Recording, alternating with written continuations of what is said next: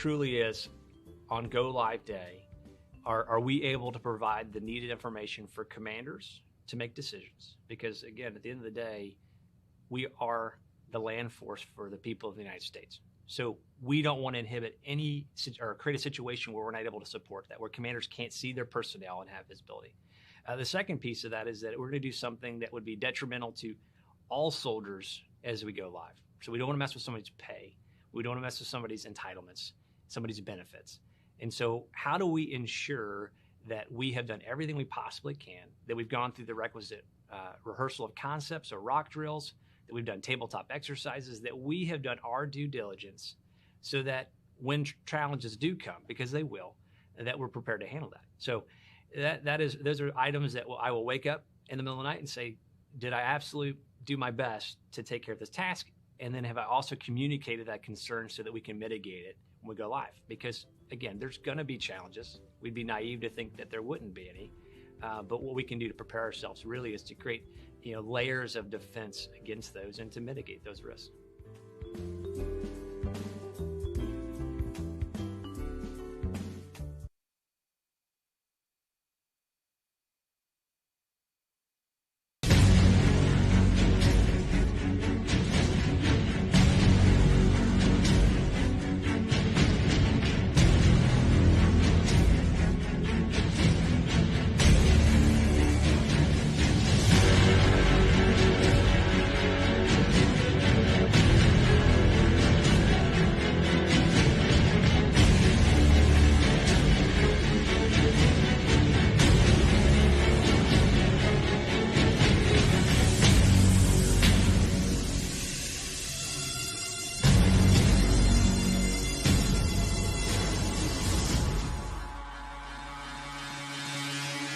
IPPS-A is going to allow us to propel the Army in the future by taking our industrial age personnel management system and transitioning that into a state-of-the-art 21st century talent management system that's going to allow us to get soldiers with the right knowledge, skills, and behavior in the right job at the right time.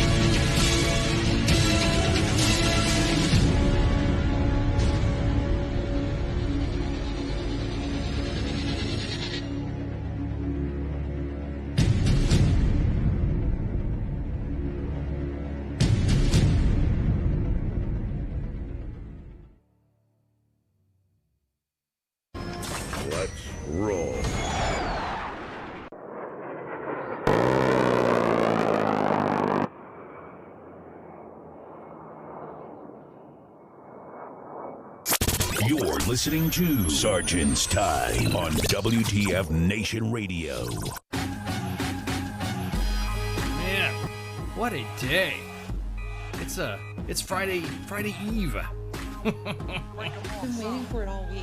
Oh, man, you ain't lying. So real quick, just wanted to give a shout out to, man, you see, okay, everybody, if you're not, everyone's asking me about the gas situation on the East Coast. Hey, make sure you pay attention to your unit's social media pages and stuff like that to get all your information on that, because I guess there's a mad shortage on the East Coast and people are like hoarding like gas in plastic bags and stuff. So it's really really insane at the moment.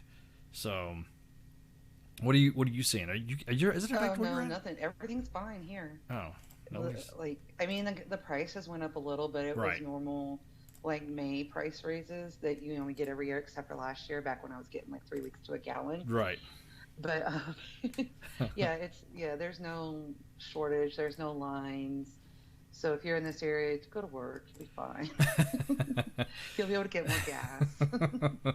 Well, I again, people were saying, hey, we have this, we have this this situation here, and I'm like, oh, okay, cool. I gotcha. I don't know what to say other than the fact that you just got to follow your unit pages and then then you're good to go. That's the best. I guess there's some installations that their PX, their exchange gas stations are having their. I guess there's a 10-gallon limit. Yes, I saw that on Fort Bragg's page. Because I do have a lot of friends back at Bragg. Yeah. Oh, back. And there you go. You had to throw out the back of Bragg stuff. Well, as far as what are you talking about? First tonight. What were they saying? I never say it first.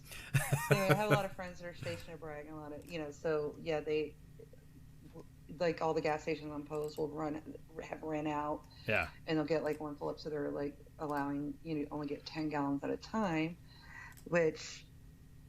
For my vehicle or my daughter's vehicle, that would be fine. We can get around for a week, and everything's going to go back to normal. But it's just like nobody learned nothing from toilet paper shortage last year. They think they all got to go out and buy it.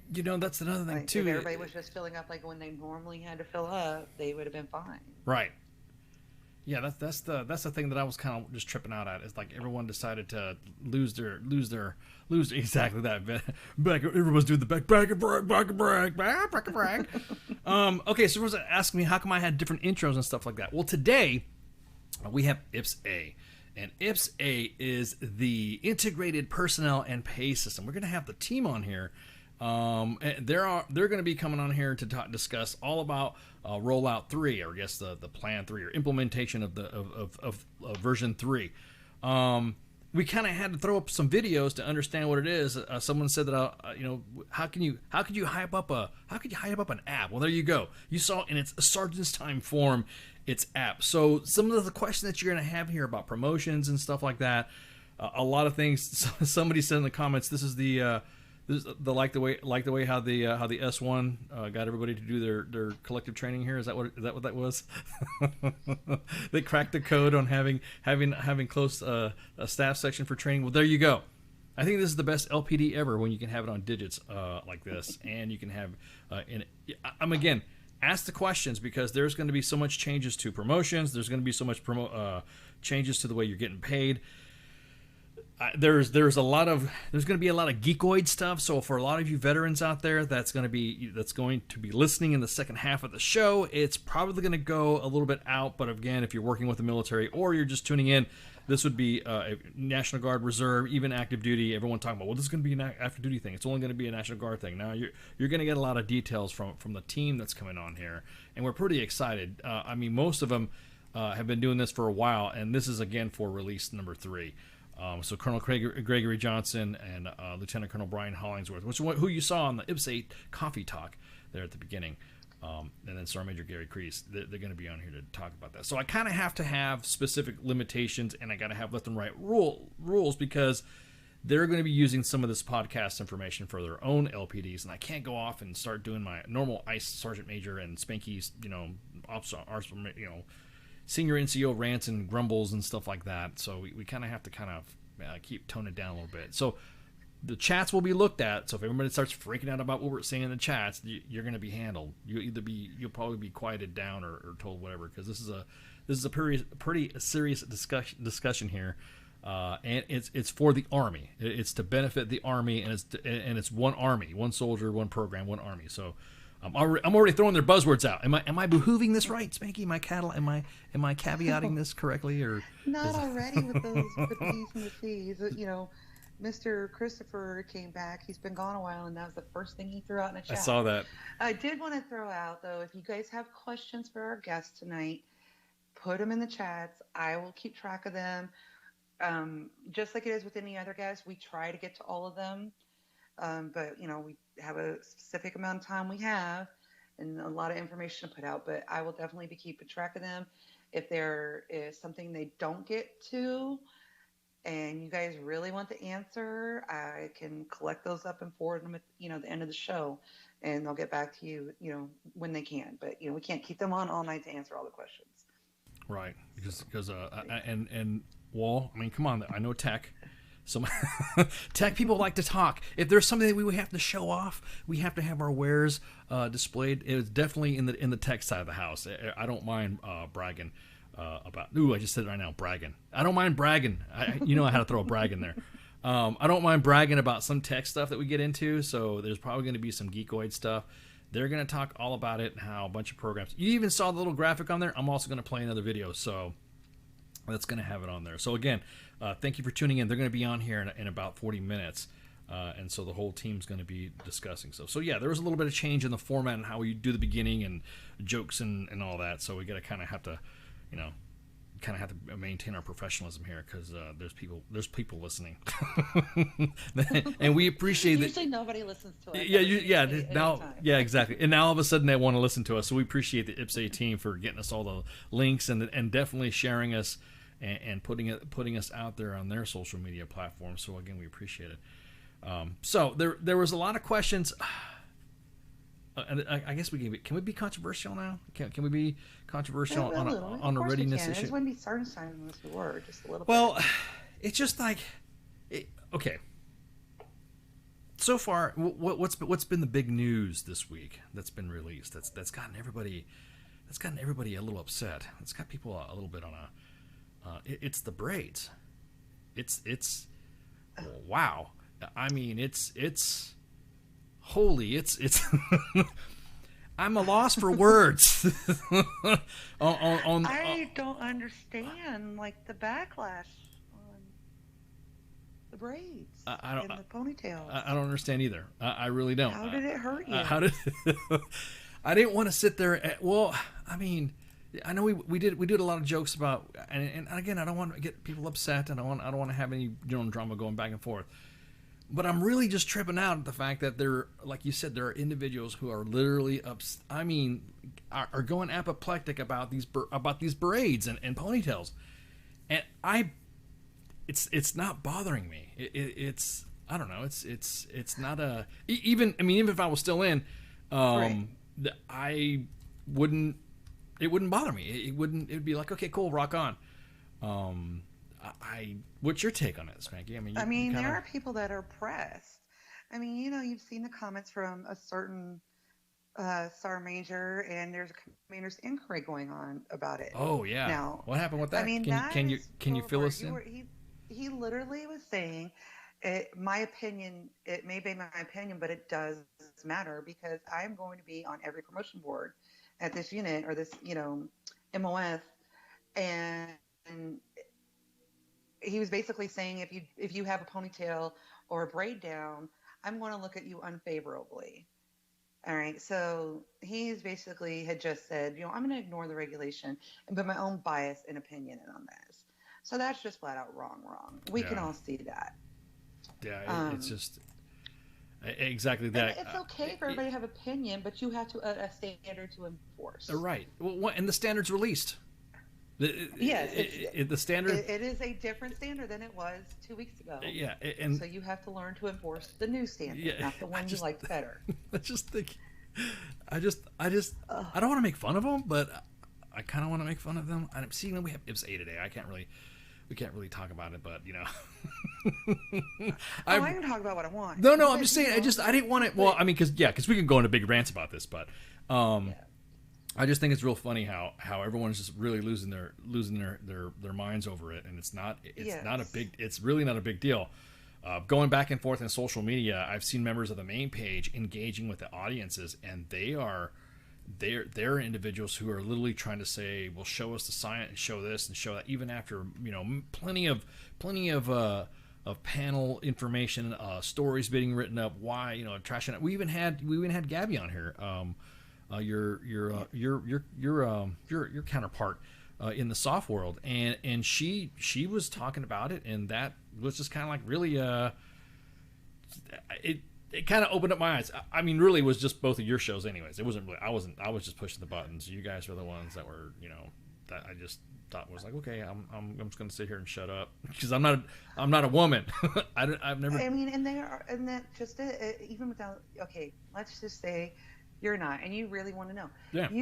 There are medical studies that are peer-reviewed out there that says why wearing your hair back tightly in a bun is bad for you. Whether it's traction alopecia, migraines, anything. They're, like I said, medical studies that are peer-reviewed, not my hair looks better down, and or it looks unprofessional down, or not this. There are medical studies up there. I'm not going to do the research for you. If you really, really want me to, PM me and I'll send you some links. But you just got to, I mean, you can just go use the Google machine. It works. It's funny how they Google one thing for one thing, but don't want to Google for something like that. They like Right. their actually button comes out on other stuff. Actually, it looks unprofessional. No, it doesn't. And So you have to, like, things have changed. right. I mean, just think of, everybody that was all up in arms and other huge changes we've made in the military, let's just say over the last 30 years. We got rid of don't ask, don't tell. Everybody's allowed to be who they want to be and marry who they want to be. Like a lot of people thought the Army was just going to come to an end then. I know. It did not. Yeah. Somehow we have survived. Oh, that always. And everybody's serving just fine and being married to whoever they want to be married to. This is a catastrophe with this braid stuff. Right. So I'm pretty sure we can handle, females wearing a braid. Yeah. And I don't want to hear that argument. It could get caught up. Yeah. We've been living with this here.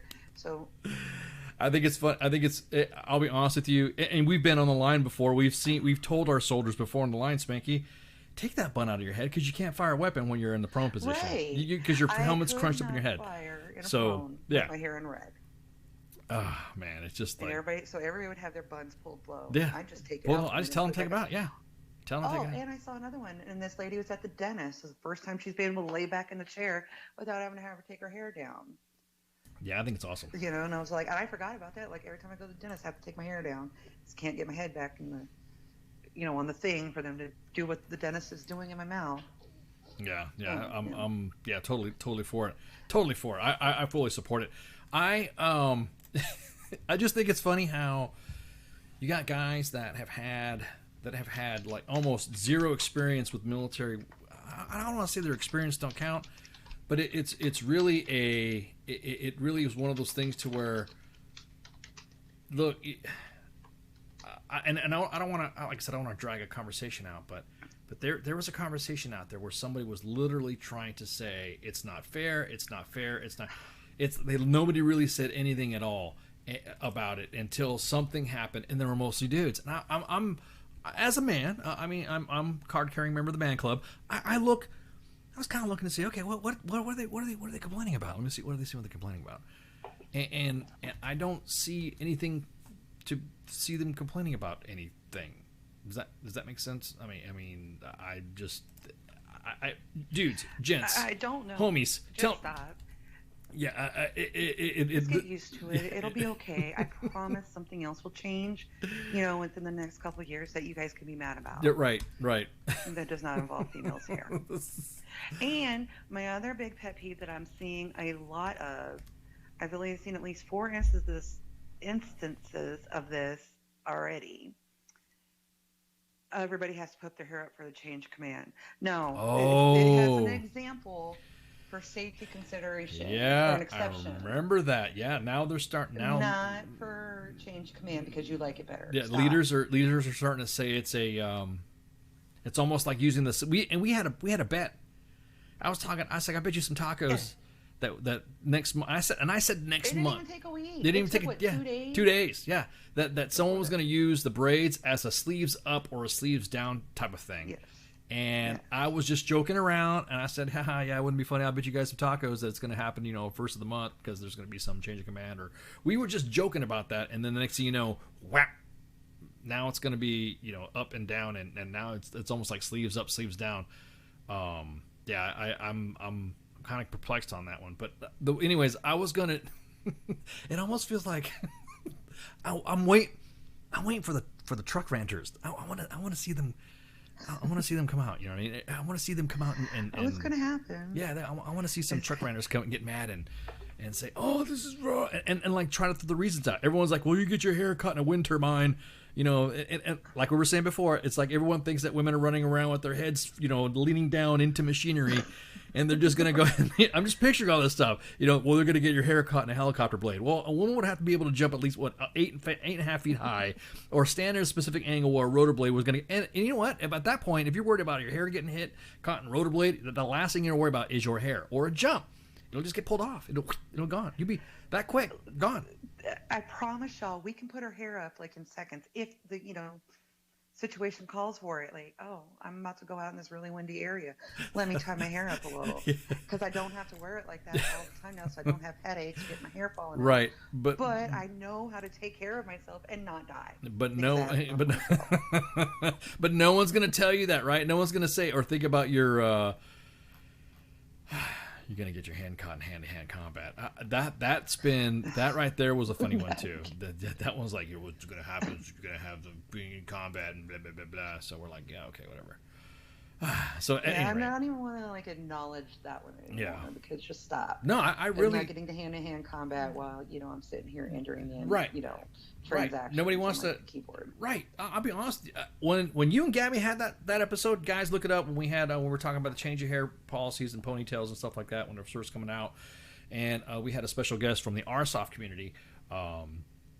And an NCO who is serving in soft discussed it. A woman of color discussed all the trash and alopecia stuff, and then you, Spanky, were discussing it. Look at that old podcast if you can find it. Just it's in there, and we talked about the hairstyles, and it was an eye opener. I mean, I was even given notes to see what all those injuries were. Women were thinning their hair, the migraine stuff, and all that. I mean, I knew it was a migraine stuff, but I never knew it got to that extent where women are literally losing their hair.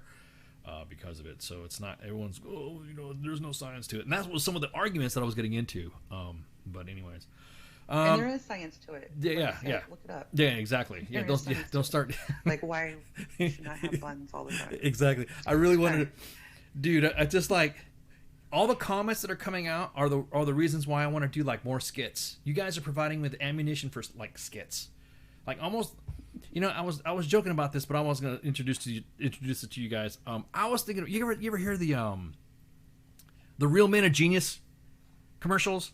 Yes.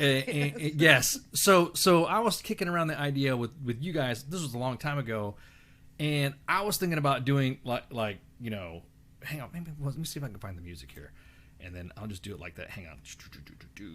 Here we go. Here we go like this. So it goes like it'd be like this. Here we go. Be like, WTF Nation Radio presents Real Vets of Genius. Real Vets of Genius. Today we salute you, Mr. Toyota Tacoma Truck Renter. Mr. Toyota Tacoma Truck Renter. Only you would sing so much and spit wisdom about foreign policy with a 4-year enlistment. Oh, thank me for my service. But anyways, dude, man, it's just you guys are providing me with material. I'll do it.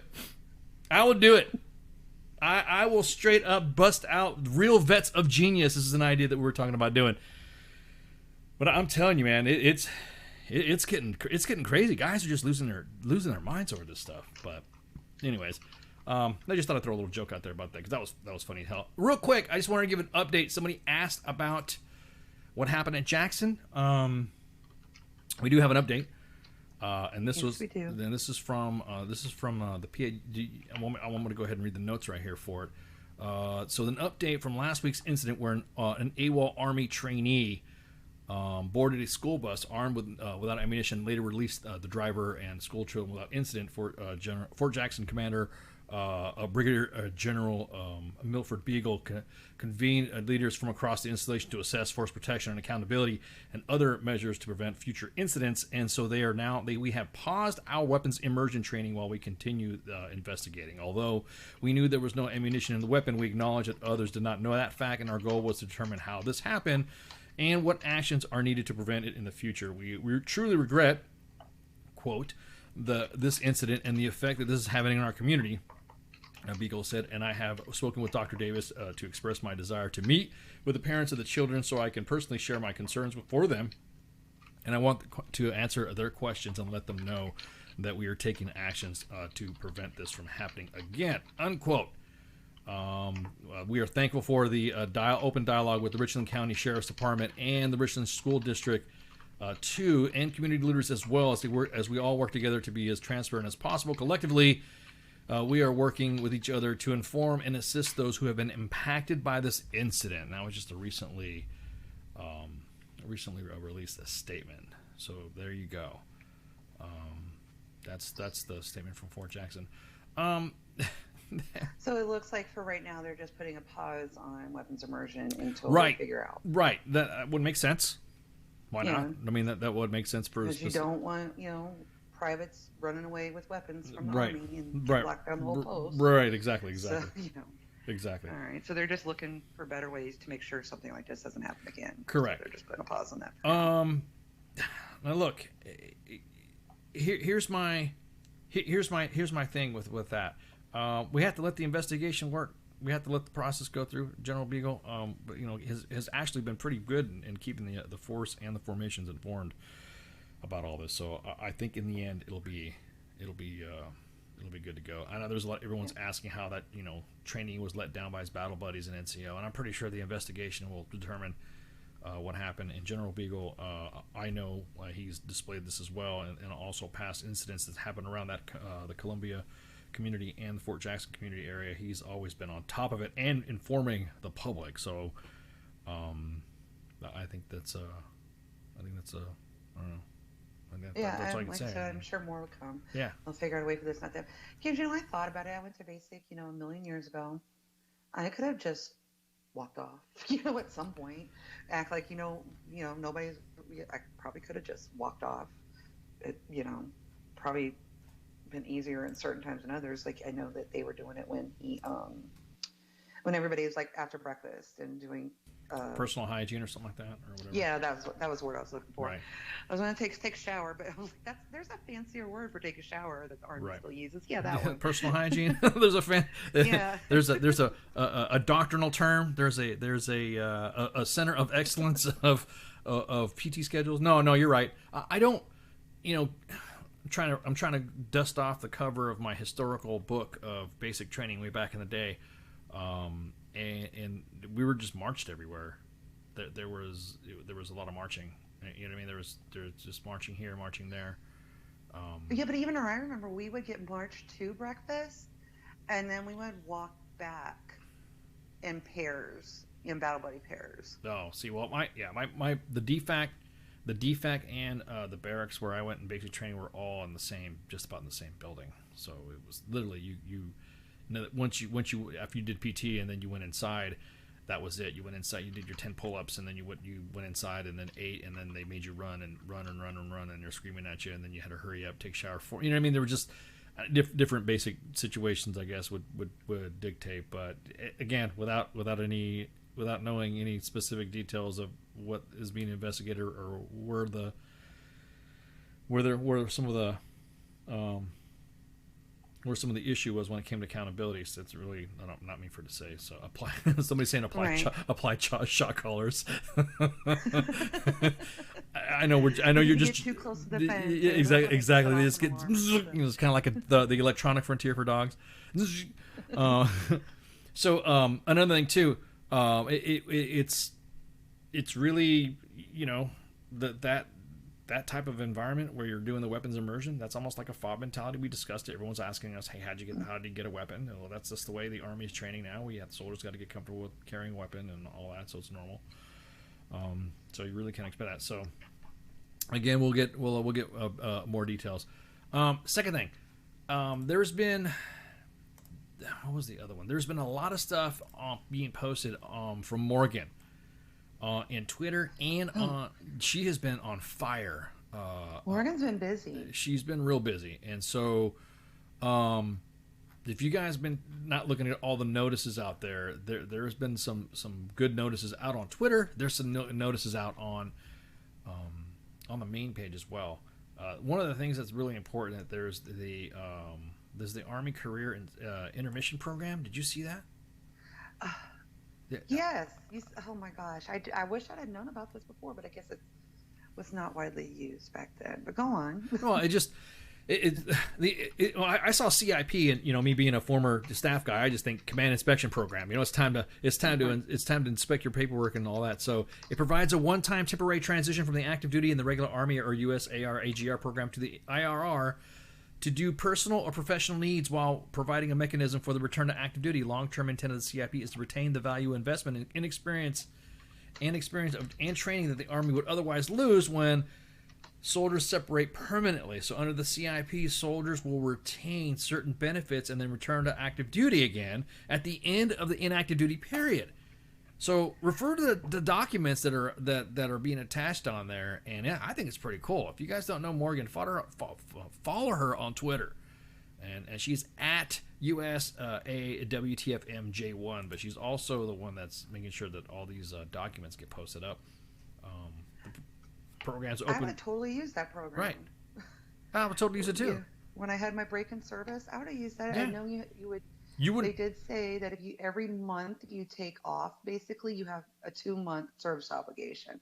So it's not like you're just gonna pick up where you left off. You are incurring another service Right. obligation every time you use it. But still, Right. I'm like, by the time I came back in, I was still in for another 10 years. Exactly. It would have been fine. But you've been able to If get I out took and that come back. 18 Yeah. months off, Exactly. I would have came back in Yep. as a senior staff sergeant, almost ready to get looked at for promotion. Right. Instead of having to come back in as a 1 day of rank sergeant E5 type. Right. I mean, it only took me 8 months to get my staff sergeant back.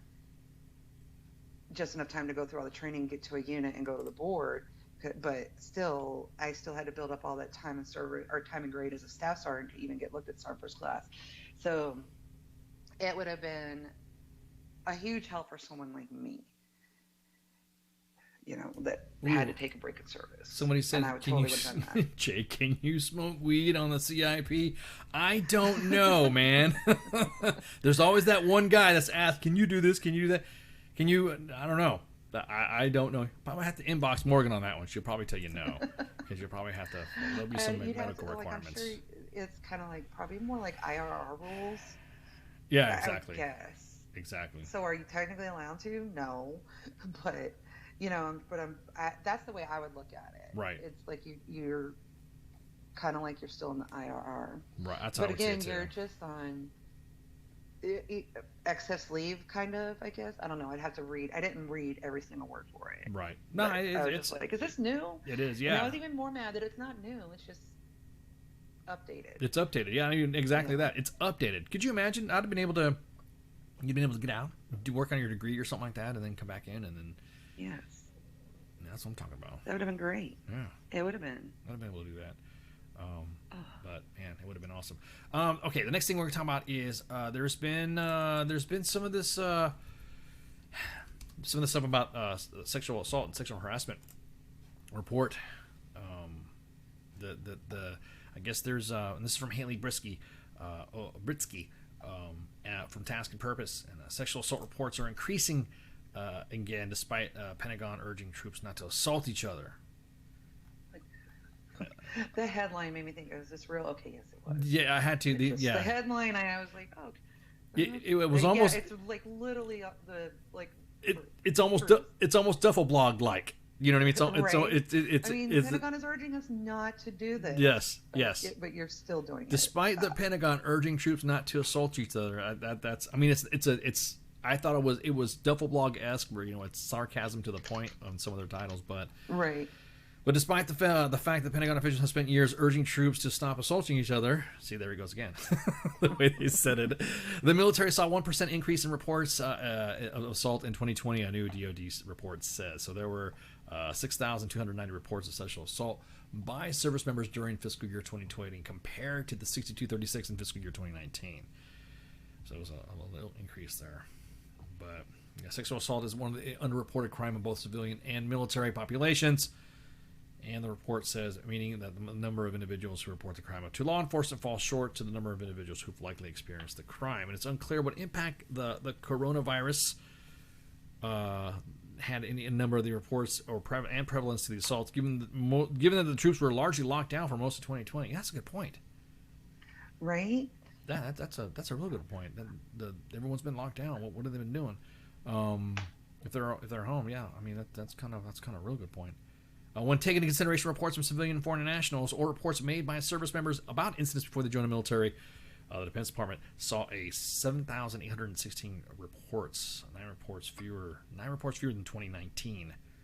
So the Pentagon reports credit a small decrease from fewer reports from civilians alleging sexual assault by a service member. The report released on Thursday is different when they look like for prevalence of assault and harassment in the military. The study of prevalence, which is carried out every 2 years, was postponed due to the COVID pandemic. The recent prevalence survey showed data from 2018, which said 20,500 service members were assaulted. That's a lot. God. And that's DOD-wide, not just Army. Yeah, I know. Okay, yeah. right. It was just why it was a Pentagon report. So Thursday's report comes as just a tide to be turning. The Wall Street Journal reported on Thursday that legislation would take prosecution authority away for sexual assault cases away from military commanders, and instead put it in the hands of independent military prosecutors. And it has gained support of over 61 senators, clearing the threshold needed to advance the legislation. Meanwhile, House lawmakers reintroduced the I Am Vanessa Guillen Act of 2021 on Thursday, which also aims to remove prosecution authority on sex-related offenses from the chain of command. This is a big deal. This is big. And you have General Miley's quote in there, right? General Milley said, is it Miley? I think it's Milley. I don't know. I mix it up all the time. I'm going to have to ask him next week. Well, yeah, we can get him on here. During a Pentagon press briefing on May 6th, Milley went to further saying about the chain of command. He even said that, quote, "We haven't effectively moved the needle on deterring sexual assault in the military. It's lost trust and confidence of those subordinates in our ability to deal with sexual assault." And he wants to take a hard look at the commission's recommendations, and also pointed out to the prevalence survey from 2019 that showed 20,500 were sexually assaulted that year. Saying that many service members had been killed or wounded in Afghanistan or Iraq, those are casualties. That's huge, and that's significant. These are assaults. These are blue and blue assaults, Milley said, and it cannot stand and it has to be resolved. There's a lot of things that I wish independent committees and independent would be kind of cool. Operational planning teams, stuff like OPTs or something like that, to report this. This is big. But again, this is from Task and Purpose. So you go ahead and check the article out. There was a call. We just got a call. So I just saw that just now. Oh, I just messaged her, so hopefully we'll see. Oh, somebody else. Might have been somebody else. I think it was somebody in the chats called us. I saw your call. If you want to call back again right quick. If not, that's okay. Because we're going to be probably taking it. But another thing. Go ahead. You were saying? Oh, no, I was going to say. No, I do like how General Miley said that, yes, most senior leadership was completely against taking out of the hand of the chain of command. And I could see why they said that, because to them, that means it looks like, oh, we're doing something wrong. Right. But I guess, at least it's coming from the top now. Okay, so maybe you're not doing something wrong, but we're not doing everything right. So let's look at this another way. No, that's a good point. You're right. That's a good point. I would like all commanders to think of it like that. Not like we think, oh, you're going to be biased, but there always is bias. Everybody has bias. You can't help it. Yeah, it's human nature. Yeah, that's a question. Is that I think a lot of them, it could have been I don't want to say it was like an ego thing that probably felt like there was a little bit of overreach by having somebody come in and dip into their command. And not even like so much overreach. They're like, and I'm sure most commanders out there feel like, I can do this objectively and fairly. They probably feel like they can, but they can't. It's absolutely impossible for, like I said, especially you as a company commander, and everybody's under your command, for you to do it objectively and fairly. Everybody has some kind of bias. Right, Andy. We were speaking specifically of assaults. This was an article about sexual assaults. So, anyways, do we get enough time to break some news real quick? Let me see. We got another. Hey, it's okay. We got you. I see them trying to call in. Give us another 5 minutes. I think there was another call. Somebody asked us, hey, I don't know. Do we want to bust out the cards right now, or just might as well, huh? Might as well. We got a few minutes. Okay. So everyone's talking about what's been posted and not posted on social media about chains of command and all that, and getting the vidvacs, and how we felt about it, and what we talked about, and how this now. it's kind of a sensitive subject, but me and Spanky, as a member of the Sergeant's Time crew, due to the fact that we deal with a lot of military personnel already, a lot, and we deal with military and military leadership within the U.S. Army, her and I decided to, and I'll say it. What did you say yesterday about getting the vax? It didn't happen. It didn't happen if it's not on social media. So there you go. Right. If you don't post it, if you don't post it, so you got it. It's not effective. It's not effective. So there you go. So there you go. There are our VidVax cards. I know people are gonna freak out going, "Oh, you should have done it. You should have done this." And "Whoa, what are you doing?" Oh, so now that we have people freaking out of our ponytails, now you could freak out about Sergeant's Time getting VidVax. So everyone's asked me since of my family members and all that asked me about it, and they said, "Hey, did you, how'd you feel?" and all this other stuff, or why did I do it? I have my own personal reasons why I did it, but I will say my side effect that I only had from it was that I was texting Spanky. I was giving her a blow by blow event because she wanted to know how I felt, and I got the vax, and as soon as that happened, all of a sudden for a little bit, it was like normal. It was. I don't want to say it's like any other vaccine. I just said I got the vax. And the next thing you know, my mouth got really dry, and I started like getting thirsty, and I wanted to eat everything salty. And I couldn't stop eating. I ate. When I got home, I ate crackers. I stopped by some chow and got some salty, bacon and eggs, and I put a bunch of salt on it. And me and the kid were sitting there eating. I went on a dinner date that night, and I was just like, I'm just grabbing my food and she's kind of like looking at me like, what the hell is wrong with this guy? I'm like, more and more. And I was just eating it. And, she's, small women, they don't eat that much, right? They just like, oh, have a salad, whatever. No, that's not me. I'm saying, but I maybe it was nerves, or maybe she was like, whatever. And I had Mexican food. And so I had a big old burrito, beans and rice. And I looked at her food. I'm like, you gonna eat them beans and rice? And she's like, what? I'm like, you want to eat it? She's like, you're still hungry. I'm like, I don't know what to say. So I wolfed her food down. I looked at my boys. I'm like, I look at my son. I'm like, you can eat them fries. I was so hungry. So dinner day ended. I got to the house. Me and the boy were sitting there watching TV, getting ready because we're going to watch the Bad Batch, the new Bad Batch Star Wars cartoon. And I opened up a bag of chips, and I kept eating. I ate all of my chips. I got 2 bags of chips because I have tortilla chips, salt vinegar chips, and normal Ruffles chips and stuff like for gas or snacks or whatever. Man, I ate everything. I only have 2 bags left. I have a bag of Doritos. A bag of tortilla chips and a bag of Ruffles. I didn't stop eating until yesterday. I stopped my appetite slowed down. I've been eating everything, and then all the stuff with like where I'm living it's delivery of food is happening because the gas shortage, and I'm like, nom nom nom nom. So you're gonna run out of food. So I'm eating freaking kid snacks, and the kids are going, what's wrong with Stop you? eating all the boys' So food. yeah, I see the boys snacks. So that really was the only thing that happened to me. And then I was able to leave a tall building in a single bound, and that was it. I haven't been able to do that yet. Okay. So what was your effects? What was yours? I took the Johnson & Johnson 1 shot, 1 kill one. Oh, that's what I took too. Yeah, And I took that one. Yep. I did it Monday at about 11 o'clock. And it was fine. Like, my arm never hurt or anything. The only real side effect I had, it was about 3 o'clock that morning. So late Monday night, early Tuesday morning, I woke up and I was freezing. All right, freezing. And I went and took some Tylenol. And then I was fine about an hour later. I couldn't sleep for about 3 hours. And then I got hot and cold. And like by the next day, I was like, everything was fine. So, I know they said that you can get chills or fevers or anything from it. And like I said, but that was it. It lasted about 3 hours. I took some Tylenol like as soon as I woke up freezing to death because that's not normal for me right now. Right.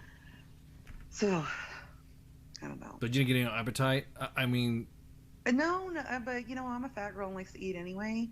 So, Yeah. nothing out of the usual. Yeah, I think there's one bottle of Pedialyte left. I got to go to the grocery store to I got to replenish all the kids' snacks because that's all I'm doing is just crunching and just snacking left and right. So, But so there we go. There's our proof. Putting our money where our mouth is.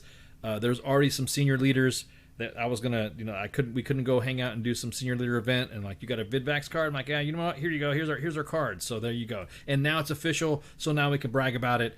Back and brag. And yes. then there you go. Now we've told about it. We told social media about it. So now we're legal. Our now vaccination should work. Yeah, now we should work everything. Yeah, and now we have our superpowers and all that stuff. And now they lifted. And it's funny, wouldn't you know? Now they decided to lift the freaking mask thing up now. So now we're like, oh man, good job, Jake. That's what I'm talking about. Yeah, see.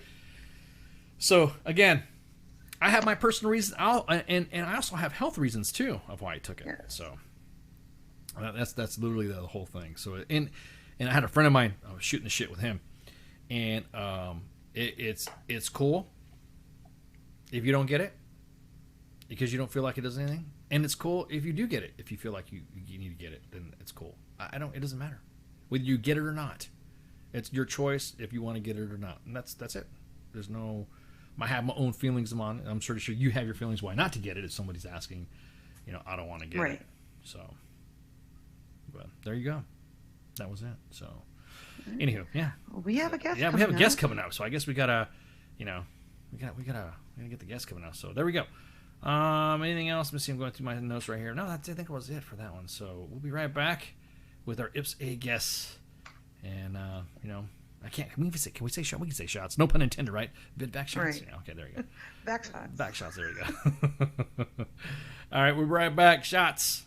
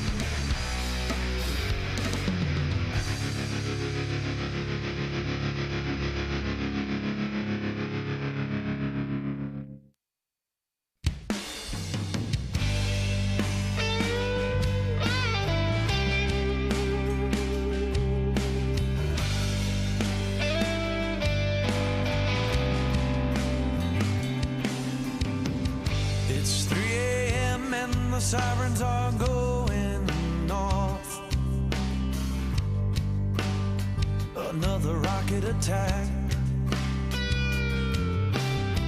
I've got my boots and got my ammo in my 50-pound sack.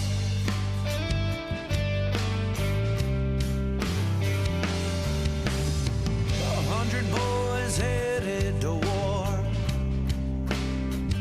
in this world unknown.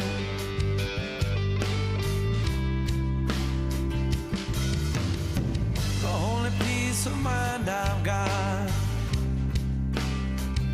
are these letters from home.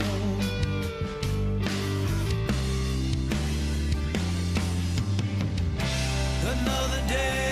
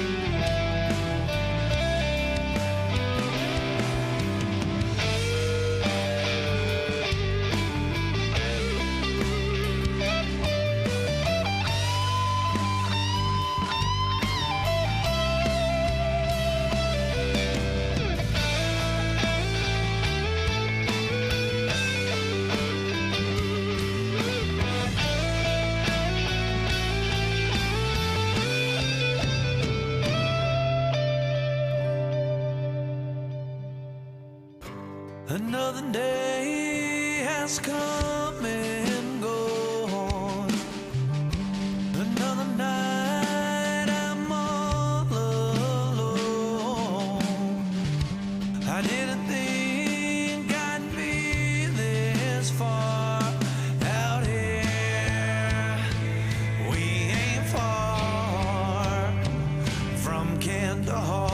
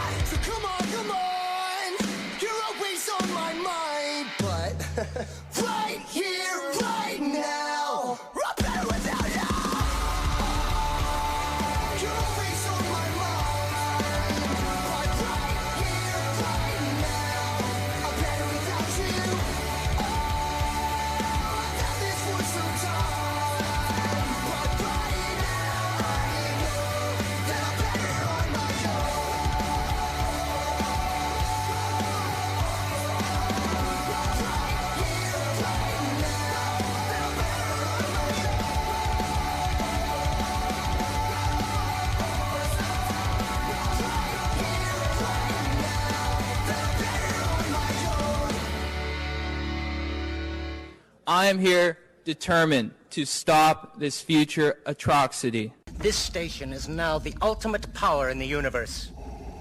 I suggest we use it.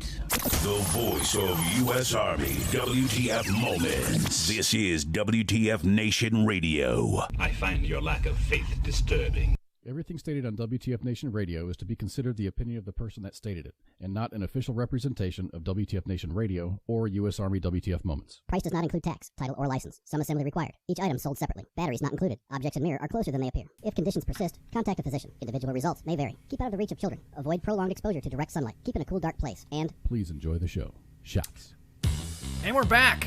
Man, part 2 of Sergeant's Time. I had to make sure all the tech stuff was going because the king of Army Tech is here. The team, IPPS-A. Welcome, guys. Thanks for hanging out. Yeah, for sure. Thanks for having us. Yeah, we got a glad to be here. Yeah, you sound so enthusiastic. So we have on the phone, we have on the line Colonel Greg Johnson, Lieutenant Colonel Brian Hollandsworth, and Sergeant Major Gary Krese. Did I say that right, Chris? Or I didn't want to. It's Chris. Yeah, it's Chris. Just okay. like yes, or yeah, just pretend there's an extra S on there, but you got it. Okay, cool. I was gonna say like Kiss. That one of the Peter Criss. That was going to be the band. That was going to be my Kiss joke, so that just went over like a dad joke in a church. But anyways, so IPPS-A, what is IPPS-A? If you guys can tell us real quick. Well, I'll jump in. It's the Integrated Personnel and Pay System Army, and it's a big HR pay and talent system that will be in place for all 3 components in the Army by December of 21. So it's a centralized system. We're gonna put it in play for the entire Army, and it's accessible online. And there's an app that soldiers can download on their personal mobile devices and use. And it's really meant to be the cornerstone, for HR modernization moving forward. So maybe simply that's what it is. I have a graphic up right now. It's got the 3 cogs of personnel, pay, and talent management. That right there. One of the biggest things that most individuals are not seeing is what exactly. And I have a graphic up right now of all the integrated systems. I see ATARs, I see ATMS, I see DATMS, I see. Is it really going to be that in depth, that involved? Ooh. Colonel Johnson, I'll jump on this one if that's all right. Go for it. Do it, yeah. Yeah, absolutely. So I don't think people realize all the different systems. Maybe they do when you go to update your record, right? So you were talking about ACFT and just collecting training data, and all those systems have to link up with your HR record. And so, yeah, there's about, I want to say it's close to 70 interfaces when you add it all together that have to come in, and then we have to synchronize that. And what IPPS-A does is starts to collect that data in a way that can be used for the Army for not just for talent management, but even for assessing readiness for units and looking at how do you assess the effectiveness of an organization that goes through like a combat training center. And so, right. Yeah, that graphic really. The team had pared it down a little bit, but our architecture document, to avoid geekoid speak, but our architecture document is very robust just because the number of systems that are at play when we go live. Now, I had somebody already asked about questions. What about DAMPs? Someone's already asking. Keep going, Brian. Yeah, what? Yeah, you can keep going, sir. you got this. Is what you can keep throwing the questions out. Well, real quick, I'm sorry. I'm kind of, that was rude. Let me go ahead and just introduce the team. My apologies. I already felt comfortable talking to you guys before, and here the audience is like wondering who we're talking to. So, can you go ahead and introduce yourself? Yeah, I'll start. I'm Colonel Greg Johnson. I'm the lead of the team, and I really work for the G1 of the Army. But we really represent what's called a functional team, which is meant to build requirements and then help deliver a product for the Army. So we're really fighting for the users in this case, trying to get a capability into the hands of soldiers and commanders in the field. And I've been on this team for about 5 years, so that's a long time. But I'm happy to say that my favorite band is Kiss. So you started with that earlier. So awesome. I'm pretty stoked to be on the radio tonight with you guys. Lieutenant Colonel Brian Hollandsworth. I've been on the program for almost 2 years. My role is the design development lead, and then I was the build lead, and now I'm the test lead as we prepare for go live in December of this year. And so, to Colonel Johnson's point, we've had to accommodate or make sure we account for the users. And usually, people hear IPPS-A like, okay, well, it's a personnel system, it's a finance system. But our users are the entirety of the Army because they're self-service now, something you don't have today. And so my role has been to say, okay, a system like DAMPS, which falls within another system called MOBCOP, and how does that order system interact with us so that again, not to get too geekoid, we'll get there shortly. My job has been to say, okay, have I accounted for all the data from these partners that come in? And then does that drive a process appropriately? So in other words, can I make it simpler and more intuitive for a leader, for a soldier, so that their records are accurate, so that they can be competitive for promotion, so that they don't have to chase down documents, because intuitively the system should talk and it should be as automatic as it can. I try to answer the question there as well. I'll introduce myself, and I think I'll be followed by Sergeant Major Simply the Krese. Yes. Hey, that's how skilled he is right there. In Hollandsworth, everybody. I didn't even do it sing song. Simply the Krese. We were talking before, and people were like, how do you say it? I was like, it's Simply the Krese. Better than all the rest, folks. Real bits of genius. And multiple assignments to finally get my own intro song, and I show up here. I'm a rookie team member compared to these guys, but anyway, been here again. Sergeant Major Gary Krese, been here pushing a year now this summer, and I am the senior enlisted advisor here on the program of let me tell you, a team of remarkably smart and driven individuals here working hard to really enable a system for our force that's going to completely change the game. So again, I'm just here so I don't get fined, in the words of the great Marshawn Lynch. But anyway, happy to be here tonight. Kiss is not my favorite band, although you do have the right group here if you want to talk. So, anyway. So hey, can I jump in right after Sergeant Major here for go, a second? Go for it. Maybe I have to defend Kiss, okay, but I won't right now. What I wanted to say was, Release 2 was for the National Guard of IPPS-A, and that is fielded to the National Guard. So all 330,000, National Guards folks, soldiers are in IPPS-A, and they are operating today with that mobile capability and doing their HR and some pay.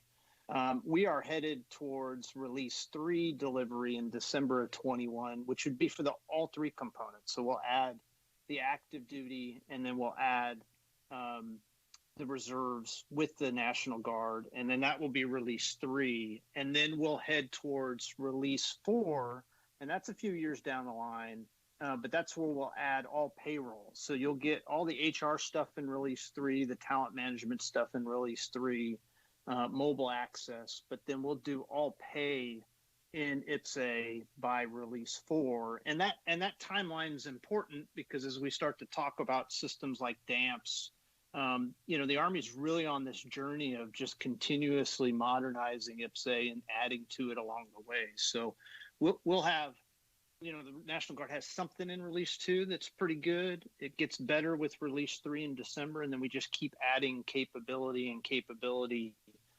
year after year once we get started. So it's a journey for the Army, but it's I don't know, we're kind of geeked out about it. We find it pretty exciting ourselves. Yeah, because when I was when I was introduced to at AUSA, you guys were getting ready to have. You guys already started Release 2, and that was for the National Guard. And Release 3, like you were saying, it's December 2021. Are all the systems? I mean, obviously, in some coding development, there's going to be some bugs. Are you seeing some bugs right now that hopefully will be fixed by then? I don't know. I don't get you guys in trouble, but are you seeing a pretty good outlook on that? If only we had the test lead on the call, sir. I know. The test lead can probably tell you. But let me start with Release 2, and then Brian jump in and talk Release 3 in particular. In the National Guard, our problem set was each of the states and territories had a system called SIDPERS, and they were different from each other. So somehow in the Army, we allowed every state and territory to change a system and not have it the same. And really our problem set was taking that data and getting it into IPPS-A and then streamlining processes like promotions. So semi-centralized promotions in every state and territory was a little bit different. So our kind of, problem set was, hey, how to streamline that stuff, streamline the data coming in. And we certainly saw some hiccups and problems with data. And we worked on it even after we went live. And what was, and I'm just blessed to be surrounded by a team of really technical, smart, officers, NCOs, warrants, and then our acquisition partners that just, pummeled at the data problem and worked through things. And it really set up how we arrayed to work on Release 3. Like we really focused and have a data correctness campaign that we're pushed with the reserves and the active duty, and folks are doing really good at that. And we can get into that on the show tonight. But Brian, you want to pick up on test? Absolutely. And a great question, right? Because you want to make sure that we're not just kind of hand waving that, and that would be farthest from the truth. So we've had bugs or defects, whatever you want to coin them. A lot of it really ties into the data and interfaces. So you're going to hear a lot of discussion tonight about data accuracy. The field is doing a great job of making sure soldiers' records are accurate. Soldiers' records have the true data element that needs to be there. The complexity on our side is to take soldiers' records that are coming from different components throughout their career and taking them from different databases and consolidating them to one authoritative record, finally, for the total Army in one place.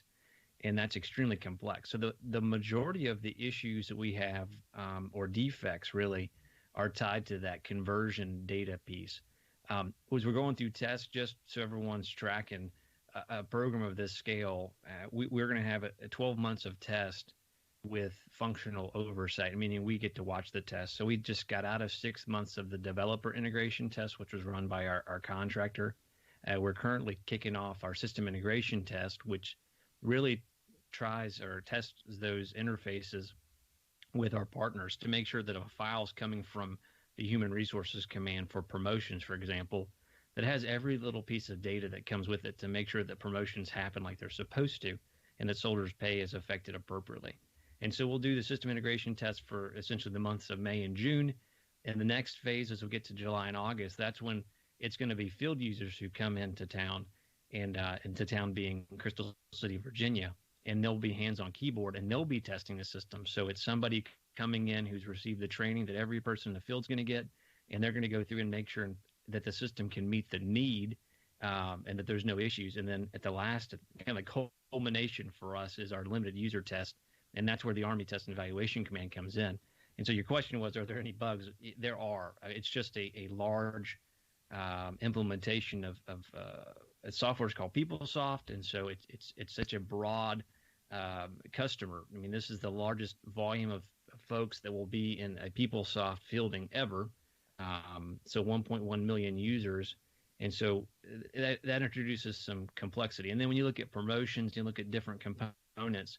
What we've had to account for is unique processes for the Guard, the Reserve, and the active duty for promotions for semi-centralized, and then even within Guard and Reserve. So the beauty is that a lot of the design is controlled over configuration. So it's simply going back and changing the configuration so that the output's accurate.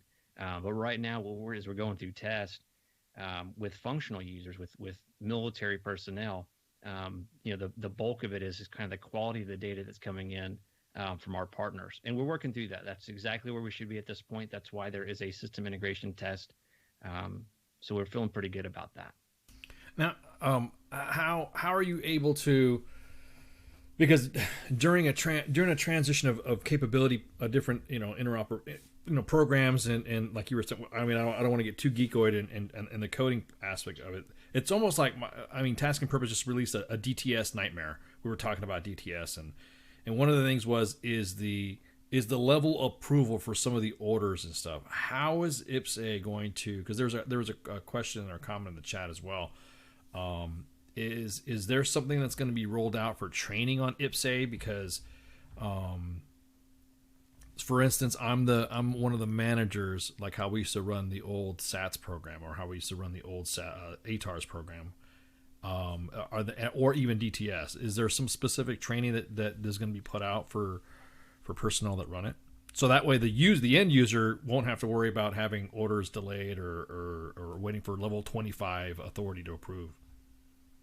Yeah, 100%. So, I'll kind of jump on this one. I think that, going back to what we just talked about here a second ago, having the advantage of already being in, live in the National Guard, 54 states and territories, you kind of learn some lessons. So, of course, there's all the system things that you got to work through, but you also learn lessons on, hey, the way that we rolled this out, the things that were done, and you look at something like training, hey, how did that work last time? And then what can we do, this time, especially bringing a total force in to make sure that folks are trained and otherwise prepared.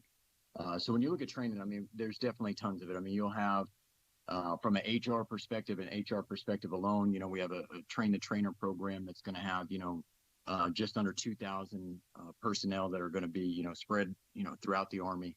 And these folks will really be kind of your on-site subject matter experts, a real important resource, but, they're going to go out and train the force, those HR professionals within organizations to go out so those organizations are prepared to use IPPS-A.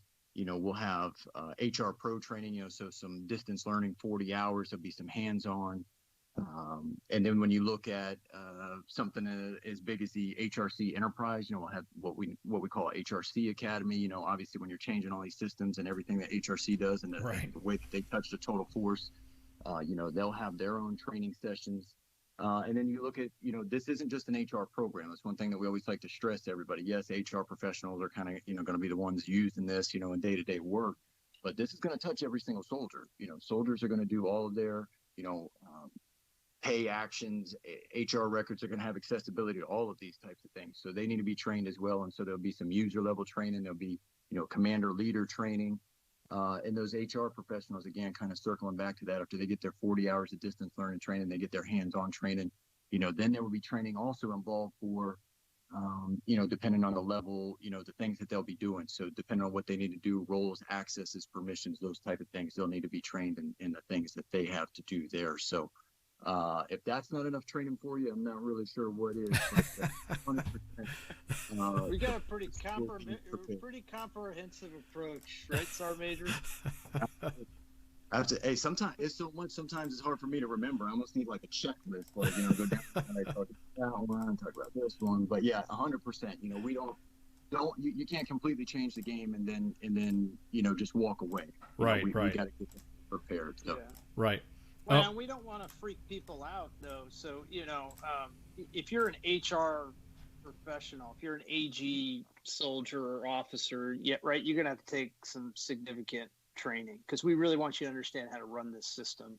There's a lot more data in this system, a lot more interfaces, as Brian talked about at the beginning. And then we're really changing the game because we're driving what is a paper-based HR system today. Hey, you fill out a form and you take it personally to the S1 shop. We're changing all of that. You're going to do that in this IPPS-A thing now, and you're going to route it to your S1 electronically, and then it's tracked, and the S1 then has to route that through what we call workflow to who approves the actions. So that's the big change for the HR community. I want to highlight, Sergeant Major said, this is a system for everybody. And it really is. So if you're a commander, you too are getting into IPPS-A to do your own leave form. Your leave form is going to be done in IPPS-A, and you're going to get in there and route it to the approval authority.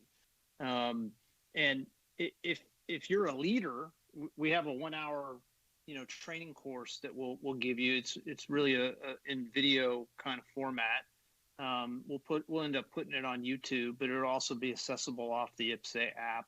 And then we'll have a self-service course as well. It'll be about an hour that just shows soldiers that, hey, you're not filling out a 41A7 on your computer anymore. You're in IPPS-A doing a personal action request or an absence request, not a DA-31 leave form. Right. There was that was one of the demonstrations that I saw at AUSA in 2019. Someone described it to me, and I can't remember who it was. It was a lot. It's live. Everything's live until you hit submit. So it's an active live. That was the best way that was described. I was in a group with a bunch of other senior leaders, and that's exactly what it was described as. Like you were saying, it's not a form. It's a live. It's almost like a live document, and all you're doing is inputting it for it to act. If that makes sense. That's the way it was the best it was explained to me. Well, and then it's not lost either. I think that's, again, one of the big things we geek out about is that, today's forms, no one knows where it's at. Right? It's with the S1. That's what the comments are saying too. S1 might still lose some stuff. Using IPPS-A. The S1, the black hole. Yeah. The circular filing cabinet. Yeah, no doubt. Well, if a action was deleted, you'll be able to see who deleted it. This is, so we don't generally talk about the auditability and the trail that comes with this system, but that's one of the real big reasons why the Army is doing it as well, is because it has to get auditable. And one of the things that comes along with that is, hey, you know where these actions are, and you know who did what to the actions, even for a soldier. So, you're at your house, soldier's at his house with his spouse and or her spouse, and they're going to do an action or a leave form.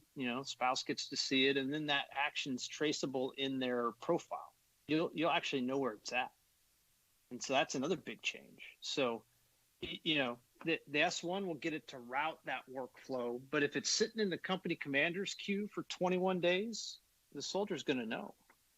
And we think this is bringing up the level of transparency, to really helping us to modernize. Right. It is. And is it going to also be? Is there going to be like how the how EES kind of like warns you or kind of trips the next actionable move. In EES, if you submit something, it'll say somebody's initiating an eval. Is it going to be that way where it's going to say, Private Krese is initiating an eval or initiating a leave form? Is it going to alert that as well? Absolutely. Alerts and notifications. Colonel Johnson's probably chuckling right now. Because this is a constant refrain from him, because that's exactly right. The soldier wants to know where their action is, and then those are in the workflow. So a soldier can go in on their personal mobile device. They can add in their personal email address if they so choose. They can actually set a preference. Now, it won't send anything that has their PII to their personal email, but it'll say, my Gmail would get a note saying, hey, Brian, you've got an action you can check out in IPPS-A, and I would just go to the link and follow through in the app. And so what it does is it flattens that communication. So a soldier doesn't have to kind of go in and check and say, did it post yet? They'll also be notified, which is a win. And that anyone in the workflow chain will get a notification. And then within the software, there's a notification flag that kind of highlights as items, as they age in the system, it warns that person. And as we go to the right, as we kind of determine what's the right answer, we can set other notifications to other leaders in the supervisory chain that says, hey, this has been sitting with the company commander for 72 hours. That may be something that's important to a battalion commander as we take care of soldiers. Well, we can go back through configuration and account for that, if that makes any sense. Yeah, totally. So that soldiers can see what's going on. I know that's as a brigade S1. I mean, that's always what it was. People used to joke, people didn't come to hang out with me in the brigade S1 because they liked me. I like to think that, but they came because they needed something. And so, to Colonel Johnson's point about geeking out from a functional perspective, I mean, I think I'm a pretty cool kid. But all joking aside, they came because they needed something for them and their family. Well, Colonel Johnson's point is spot on. Where if there's something that pops up at night, if you're thinking about it or there's an emergency, you can go ahead and initiate the action. It allows commanders and leaders to see that. I like you, Brian. I was about to say, normally when people come to your office at that level, you're either complaining or you have some sergeant major or some member of the staff bugging you about to sign something or staff something. Yeah, they're coming because you're just a really likable fella. That's my experience.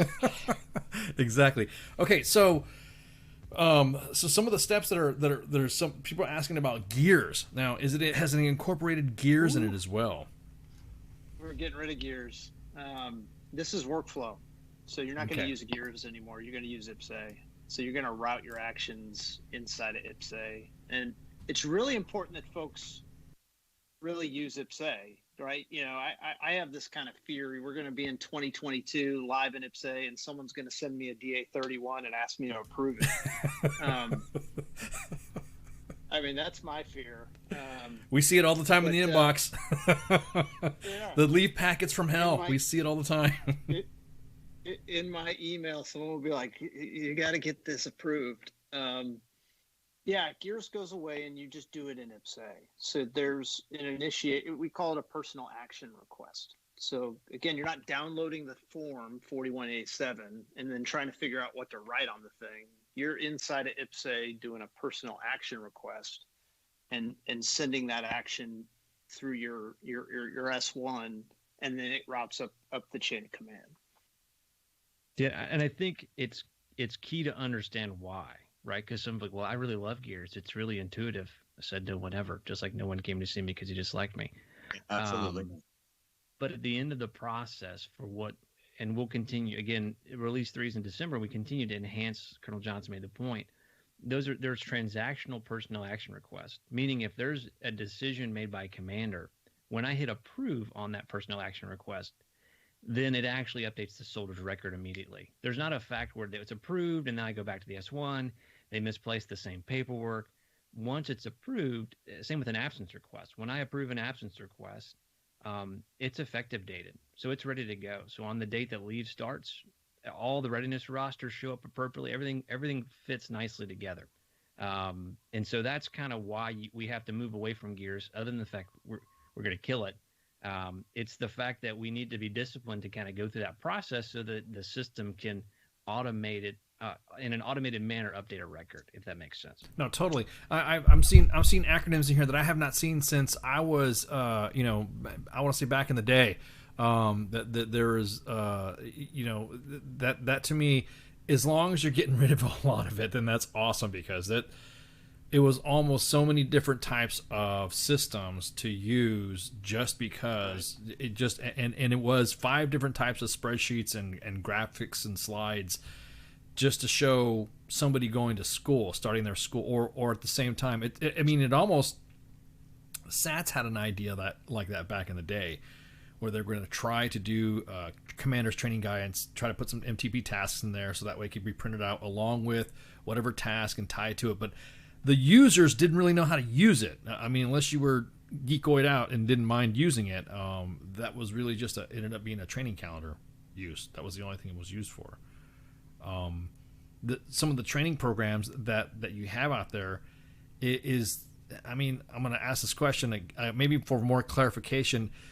You said there's going to be like a training academy that you can find online, but is there going to be like an IPPS-A L&O at a brigade? Like there's going to be somebody who's a part of a IPPS-A team to help a MACOM in the event. There's just, because there's going to be some people that are not, well, I would say the older crowd will not be able to use it at first. I have a feeling the younger generation will do this like a duck in a pond.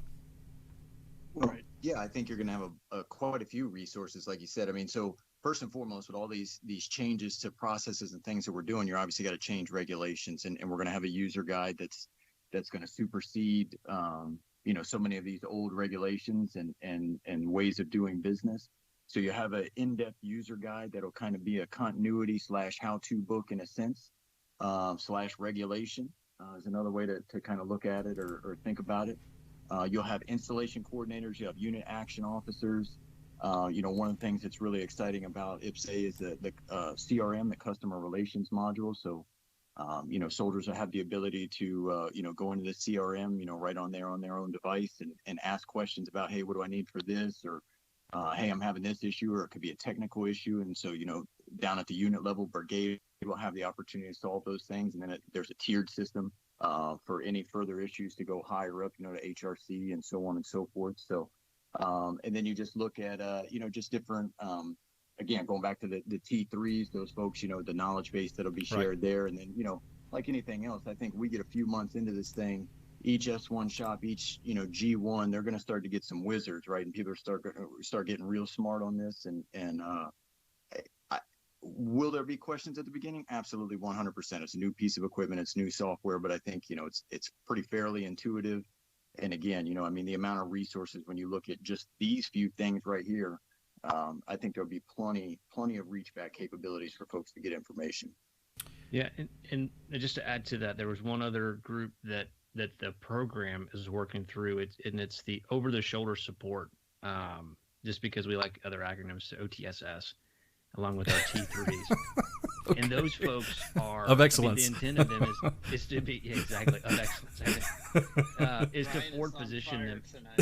No, well, I was like, man, it starts at 9:00. I got to make sure I bring the A game. But those personnel will be forward positioned. Right now, the plan is to have them at the Army command level, so Force Com Tradoc, and they really are reactionary.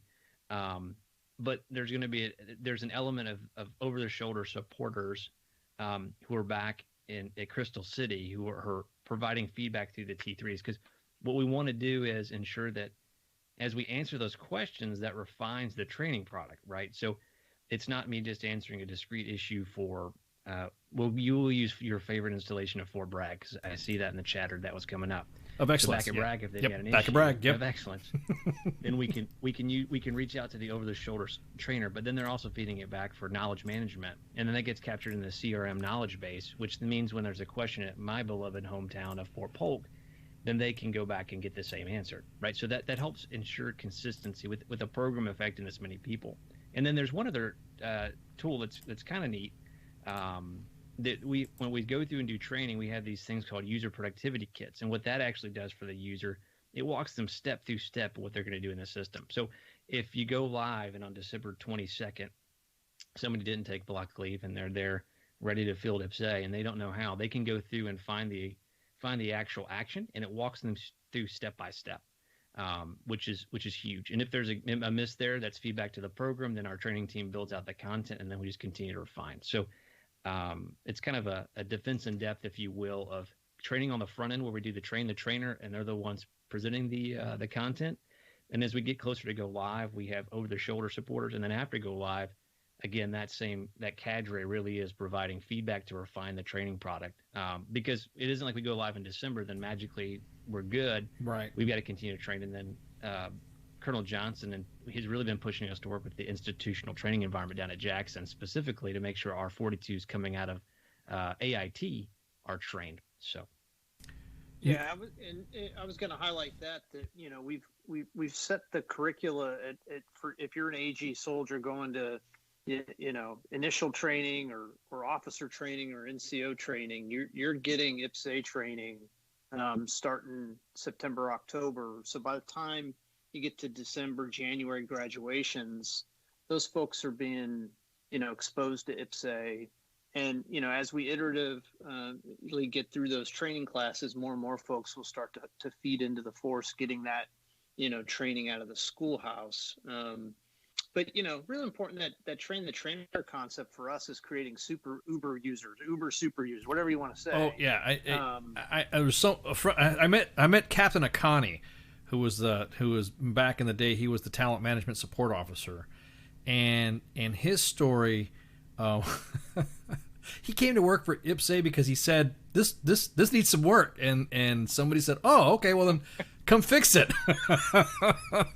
and that right there, I think that's what the Army doesn't do. That, I mean, I'll be honest with you, the Army rarely does that where talent management is grabbed, and when Captain Akani was in the chats and discussing it, he came to work to IPPS-A just on the mere, well, okay, if you could fix it, then show us how to fix it, and that was one of the stories that I remember from 2019 that I thought was so cool. We just promoted him to major. Oh, last week. Oh, wow. Well, congratulations, Major Akani. That's what I'm talking about. He's still on the team. Yeah, that's awesome. Are you guys going to be at is there going to, hopefully we have a live AUSA. You guys going to obviously show your wares there, right, on the next one? Hopefully. Yeah, most definitely. Absolutely. Awesome. Some of the things that some of the questions that I saw in there is what is the talent profile you guys are going to be grabbing, the 25 talent profile? I'm going to pull a graphic up here of where they're grabbing for talent. How are you grabbing talent? And so I got the graphic up there if you guys want to. I'll start off, and then Brian, you want to talk it, or Sergeant Major? Good. Really, the part of the talent management approach is we need to understand the knowledge, skills, preferences, experiences of our soldiers and officers better. And so IPPS-A will allow us to really categorize. You talked up front, all those systems coming in with data. Right. Well, we're gonna drop most of that data in a soldier profile. So, if you went to NTC rotation or you have a certification with something, or even if you go in and you self-profess that, you have some skill in coding. I mean, you talked Major Akani. He's a guy who's just an uber expert in lots of coding languages and databases, but you would never see any of that in his current personnel file. Correct. It's not there. So you actually have to talk to him and get him to tell you that he's, just a superstar with that stuff. Well, IPPS-A is meant to allow you to tell us that, as an Army, to differentiate the type of talent you have. So, it's really good that you're expert in your MOS, but maybe you also have a bunch of other skills that make you pretty valuable to use on a problem set like IPPS-A or some other big problem the Army has. We have a lot of them that we're tackling right now that could use specialized skill sets. So that's really the nexus of that 25-point profile. Hey, how do we understand our talent more holistically? And then over time, how do we start to use that talent in different ways? And, I'll use our team an example. So I'll use one guy, Major Akani, that's really good in data, but we were allowed to really recruit throughout the Army folks with specialized data skills. And we ended up with all kinds of different MOSs and grades and skills. So we've brought folks from the National Guard on, NCOs, majors, different branches. And then inside the Army, we've brought in engineers, infantry guys, aviators, different field functional areas, all that have a specialized data skill, and they're helping us go through that problem of data that we saw with Release 2 to really better how we roll out Release 3. And we're lucky to have senior leaders that really focused on this because they allowed us to go get that talent, pull it to the team, really allow talent management to play out here, and then really go after this hard problem set because IPPS-A is not easy. And the 25-point profile, on a large scale is meant for the Army to kind of do what we did on a smaller basis here on the IPPS-A team. Yeah, one thing that I noticed, it looks like it's going to grab some of that talent and pull it to the top of the list, I guess you would say. There's a question in here about having a large amount of information within the system. Can it be made savable for soldiers who are separating or retiring for use in, for instance, writing resumes? So like is there going to be, like, we have an introduction portion of it, we have soldier records involved. Is there like an evolutionary process where it's like cradle to grave on a soldier's career when it comes to, like, for me or Spanky, we're both retired, so can we use IPPS-A as retirees? So you can't yet, but I think what you're getting at, so you said separated. So what we do by having all in the same system is if I transition between, so if I go from the Guard to the Reserve, then I have to recreate my file because they don't exist in the same. So we're going to solve that problem. The ability for us, when you're doing your Soldier for Life transition assistance, for us to export that really would just be a discussion with that program to say, what are the data elements you need? But what I think the benefit of IPPS-A is that you finally have it in one singular platform that we can now interact with the TAPS program to make sure we support that transition. So it's not something we do internal. We do help you process your retirement request. We do the transaction so that your record goes in the appropriate status within our system. But that last piece, those are the kind of ideas, frankly, that are going to be what continues to shape the program after we go live. So it's not something we have when we go live initially for release 3 core, but I actually wrote that down. That's actually a pretty good way to look at it as we work, because it's not just IPPS-A as the solution to it all. It goes back to that data chart you showed earlier. I have to also be deliberate with other systems who may have that requirement. Right. So a great thought, actually.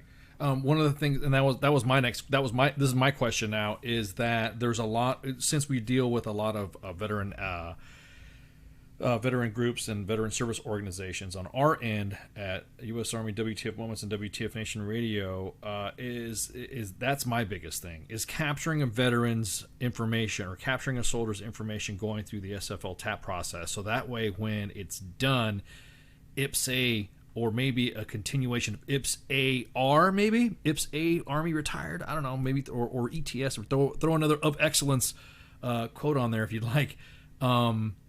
Something to where a soldier in a retired status, just like they're going to e-benefits on the VA, they can look through it and then be able to access their records for documents that we might have missed, because I saw MedPros on there. I saw the profile system on there. A lot of documents that soldiers have when they're going through their med board or they're going through their VA claims and all that, I think would benefit from something like this. Has that even been discussed at all, or is it just currently active duty? I think we've talked about that, but honestly, we've focused primarily at the moment, right? Really getting this consolidation of data and soldiers into the system up front. So we're really on this like step 2. You got the guard in, and now we're going to get all 3 components. Gotcha. But a lot of what you're talking about, I mean, the simple fact that we're going to put everybody into one system, right? This has like never been done before in the Army. We're in 2021, right, and you had 200 personnel and pay systems. Yep. It doesn't make a lot of sense for the modern, world. So now the permeability between components, much more simple, much easier to trace, and we're going to eliminate the radical pay issues that we have between folks coming onto active duty or moving into the reserves or moving into the guard, as we get everybody into the system and start doing pay. So the basic, your service time, it's going to be cleaner, traceable in the system now that you're going to have everybody here. As you eliminate all the pieces of paper that get lost along the way or don't get into your files, you're going to have that traceability in the system. And so I think in a roundabout way, this first step is going to help us quite a bit. And then as we move forward, we do have on the development timeline, to create an enhanced archiving capability that allows us to trace some of the documents being added to actions that we don't already house today. So some of that will just start to enhance, our traceability of the very thing that you're talking about. Yeah, I think for a lot of it, I know going through SFL TAP myself and seeing some of the kids going through, you could see that there was something that was missing when it came to writing up a resume or having something where you can do a certification for your transcripts for college, your arts transcripts that you have, so that way instead of going through the Ed Center, is there something that is that as well, where you can be able to go into your college certifications? Because I mean, like you were saying, I think having to drop off a lot of these systems, you might realize you might have enough bandwidth now to do other stuff. You know what I mean? Right. No, I think that's spot on. I mean, we're part of the talent management tracking in that 25-point profile is how do we understand the things that you did in college? Right. What study did you focus in, beyond your classes? And even the way that and again, this kind of tells you how much work we have to do. Most of the transcripts that we take in from soldiers, we put in a PDF and then we put them into another system, and it's not traceable right now. The Army has not fully invested in just being able to read all those PDF documents. Right. But we're headed there, and then a lot of that will end up in your IPPS-A 25-point profile. So it will. I mean, it's going to take a little bit of time, but some of what you're talking about is going to end up in your soldier's profile that you'll be able to see, off of your mobile phone. Oh, speaking of, go ahead. Kind of I'll jump on it real quick. I mean, kind of what we're saying without saying is, we're talking a little bit about exiting service, and we all do that at some point. But what this also kind of leads to is retainability, right? So when you look at, hey, we're capturing all these things, essentially building a resume on a soldier, shedding ourselves of the old ERB, SRB, ORB, making a soldier talent profile, and then allowing all of these KSBs, knowledge, skills, and behaviors to, be a part of the soldier's career. We start looking at marketplaces, and then, how does that affect a soldier's ability to, maybe go on a career track that they're looking for. And then, you start lumping in the bigger picture of what all of this is truly supporting in the Army people strategy and our ability to, be having a modern HR system to, acquire, develop, retain, and employ, soldiers is really what this is all about. Right. And being able to truly hang on to the talent that the Army has. Right. And that now with the promotions, the way they're happening right now, there was just a release today about NCOs being longer in time and grade, and that's got a lot of Love it. Love it. I was going to say the same thing too. Nothing wrong with some more seasoning. You know what I mean? Yeah, I mean, a lot of people won't like it. I get it. If I was a young staff sergeant, I probably wouldn't be over the moon about it either. But, I also wouldn't have the perspective at that point to see the bigger picture. Right. And anytime any change comes out, and you all were certainly talking about some big heavy hitting changes before we came on the program, folks get all up in arms and excited and worked up about all these different things. But instead of sitting here saying, hey, look, I need to sit, an extra year as a staff sergeant, you really look at that and say, hey, look, this is time for me to really build that quote unquote resume, right? This is time for me to get smarter in the things that I need to do. And unfortunately, so many folks just kind of look at the Army as and I won't get too far on my soapbox here, but, it's not just a paycheck, right? Right. At the next grade up, you should be delivering more, bringing more to the table. And quite frankly, at that staff sergeant grade, that gives the opportunity, because some MOSs, kind of get penalized for going to do special assignments, and they come back to their field and they don't have, I don't have platoon sergeant time, or I don't have squad leader time. In the 42 world, we can kind of get around some of those special assignments, but you talk about some of the combat arms MOSs, they go to do, say drill sergeant, and they come back. That doesn't always translate to those key and developmental positions, if you will. So, well, I think a lot of it too is the expectation, and like you were just saying, there was rank has become an expectation now. You know what I mean? It's not something that's been, and I think that that's not a slowdown. It actually was. I don't want to sound back in the day or sound like a boomer, but it literally was the original before we started ramping up on our deployments. That was one of the original Army training models to begin with for an NCO at that rank. Yeah. I mean, it's giving you built-in time, and you can see across the board. I think, we're getting younger sergeants major, going to the academy. I think there's an effort to really capture that talent, right? Because rather than getting those sergeants major, and we're getting off IPPS-A here, but rather than getting those sergeants major later on in their career and we can't really do much with them, let's get them promoted.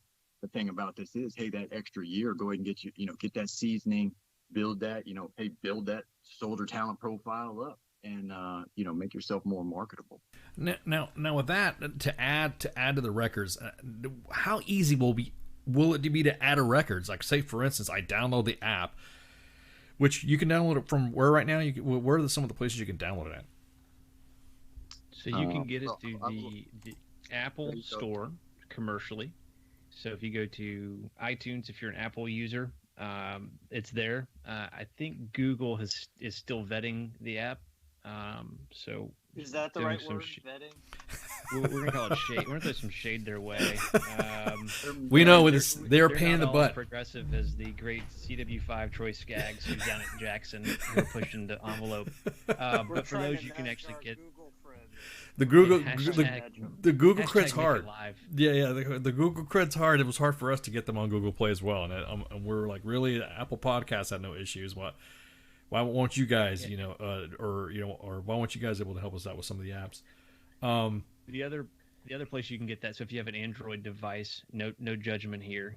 You can actually get that through the TradeDoc app gateway, which is a little bit more challenging. There's some chuckling, just because of the way it's set up. But if you've got Apple, or if you think about jumping to Apple, maybe this is the reason you jump platforms and go to Apple, so you can get IPPS-A app. Whatever inspires you to. Of course, this is not an endorsement of Apple products or Apple-like material, but this is just something that you're just saying. If you really want to get upset. I'm just saying that's where the app's at. I mean, as I look at my iPhone to see what time it is. Yeah, exactly. I was about to say, as we all look at our iPhones. Now the so you're able to download it. Once I download it and you have access to the app, you're looking. I got the screen where it says access anywhere, anytime, and I'm on my phone and I got a document that I need to submit while I'm out there getting seasoned. And I decide to do a certification, or I do a course. Is it that easy to upload that document from my phone? Yes, you could add the attachments. You'll do a personnel action request. You'll take a photo with your phone if you don't have one scanned using one of the multiple scanning apps. You'll add it as an attachment, and then you'll route it to workflow, so your S1 pool will receive it. And so, while you're being seasoned and not salty, make sure we give that caveat. You have that access, right? So then the document, and then once you're done, like I said earlier, I use the differentiation like a transactional par. Upon completion, when we hit approve, the order is generated, and then documents can be routed there from your HR professional to iPerm, so the documents that have to go there to support the action are there for audit, and all that excitement. Right. So, it is that easy. Really? Wow. Okay. There was somebody asked me about two-factor authentication on DS login and all that. So have you guys cracked that nut where there's two-factor authorization for MyPay? Is that going to be taken away? I guess what it is that you type something and you have your phone inside a vehicle and you have to run outside, check the code, and then run back in and type the code, and there's like a specific amount of time where you can't do that. How are you guys able to mitigate that for MyPay, or is MyPay going to be involved in this as well? MyPay is a separate system from us. Oh, but you can use DS Logon. Okay. I haven't heard any feedback from the current users, the active team, right, from the National Guard. But DS Logon, and DS Logon is for self-service only for those who are listening in. Are like, wait. So Hollandsworth's out tinkering and he's messing with somebody's record. I can't do that because, again, DS Logon is only for myself. So right. We've deliberately limited that for all the right security reasons. Right, and it's only going to give you specific permissions to that user for your level of operation. Right. Just like DTS. But not like DTS. Whoa! You just linked this to DTS. I don't know if I can go with that. That was rough. Sorry, man. Really rough. I mean, I really like you guys, but I gotta drop. Sometimes I gotta drop a sizzler. Okay, so I got the graphic back up with all these. How much of this do we have up? How much of all these platforms do we have integrated with IPPS-A right before this rollout? Is it all, you still working on it, or how much further do you have left? Hey, test lead, take the lead. Well, I'm trying to get the YouTube app back up so I can see the screen, frankly. It's the one that had. I will tell you that had all the different platforms in. Oh, I got you. Well, I can see it now. I closed it on my mobile device. I won't say what brand it is. But, Apple. Anyway, yeah. So all of those systems you see there, and I won't go through each one in right. detail, but like AOS, Army Organizational Server, these are These are all critical systems. RCMS Guard really sends us orders data. JPAS does your security clearance. Yep. So all of these are going to be part of Release 3 when we go live. Because, Army Organizational Server provides us our structure. So folks are probably familiar with FMS Web and your TDA MTO and your paragraph and line number. What Army Organizational Server does is kind of move us forward as a military, right? It's the Army's portion of every position, or every slot is one position. So gone are the days where everyone gets lumped in a paragraph and line number. I'm actually slotting you to a specific position. And so all of these positions, or all these systems are critical to business processes. DAPMIS, obviously there's some impact there, but DEERS for family data. These are all being tested with us actively. We're sending data to DJMS for, there are certain actions that you do HR-wise that we will send a file to finance so that you don't have to manually send. So a leave form is a great example. Today, that paper form that Colonel Johnson doesn't want to see after December 21st, gets sent to finance, and then it gets lost, and the soldier's like, well, I didn't get charged, and it's just this. Well, what we do at the conclusion of the leave period, right? We send a file to finance digitally. It gets received and processed, so it's a cleaner process and it's more auditable. So, all of these systems are currently integrated with us. They're testing with us, and there's not any major issues with these guys. And that's the thing. We've a lot of the feedback that we get in our inbox is the award stuff. Having to file 15 different types of award in triplicate, and the same thing with a leave form. Is there going to be some sort of messaging campaign to tell all the older leaders that are so used to carbon paper and and filling forms out in triplicate? Changes exactly. Here's my next nightmare scenario. Go for it. Every colonel and sergeant major in the Army still wants everything printed out so they can try to whip the ink pen over it. We're really pushing at the senior levels, at the brigade levels, and really these operational commanders. Hey, you got to use the system. Let the system run. And then if you don't want to approve actions in the system, you can delegate it. Something like leave, right? I mean, many people think that the company commander has to sign the leave form, and they don't. You can actually delegate that authority to a first sergeant if you wanted to. There's a lot of flexibility in the system to allow the navigation, allow the system to work efficiently, and we're really pounding on that. We call it change management, but we're really pounding on that in the field, saying, hey, you really need to think about this, and then make some decisions on how you want to operate. And this can be really exciting if we start to delegate some of that stuff and let it flow a little faster. Right. That's what I think is going to be the big. That's going to be the big inbox factor for us. I know right now it's been as somebody said, and a blood sample, 15 pages and a blood sample there for a leave form. MedPros was another question. Is MedPros going to be a stopping point for any of the processes? Oh, that's a good question. So, for instance, I guess if you turn in a leave form, and your MedPros is wrong, is it or any other actions, is it going to stop that? That's I guess that's what. I mean, no. That's kind of the only way it affects it if it triggers a restriction code that today. But no, if you're red on dental, right, we're not going to stop. It's still a discretion of the supervisor. I mean, by design. Right. I mean, I guess that's for us. We're all hypersensitive to, and Colonel Johnson makes sure we push this way in design. We have to give the flexibility for commanders still to be commanders and leaders to continue to press. So we didn't put hard stops in the system for that. Now, you could run a report that says how many people were on a leave request without pulling together and cobbling together a spreadsheet, which we love inboxes and spreadsheets. But you can run a report, a BI report, and say, okay, who's requested absence and who is not green on medical readiness, and simply have a conversation with platoon sergeants and first sergeants to get after that, if that's a concern. But no, we tried to avoid being overly restrictive to the field, right? Local policy still drives. So if it's a policy type of guidance, or if there's still leadership flexibility, we did not design that way. Okay. But if somebody's approving this is the beauty of it, right? To Colonel Johnson's point as well.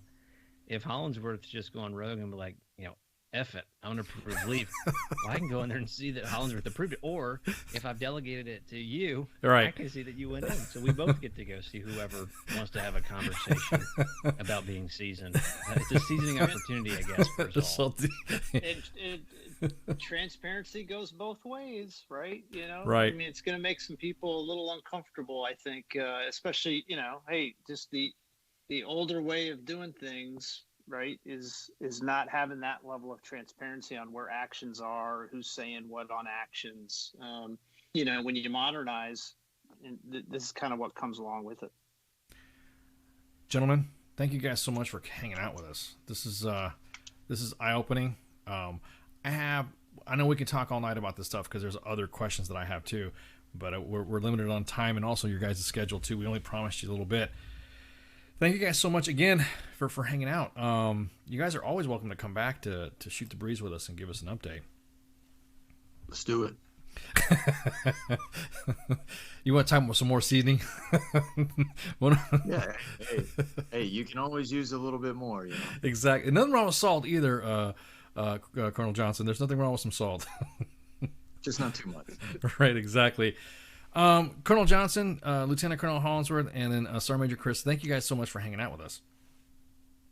Thanks for having us. Appreciate it. All right, thanks for having us. Guys and gals, we're going to go ahead and take a break right quick, and then I'm going to shoot the breeze with the team here. Once again, this was the IPPS-A Functional Management Division, and we were talking to Colonel Gregory Johnson, Lieutenant Colonel Brian Hollandsworth, and of course the Senior Enlisted Advisor, Sergeant Major Gary Krese, who is not a fan of Kiss. So with that, we'll be right we'll be right back. Stand.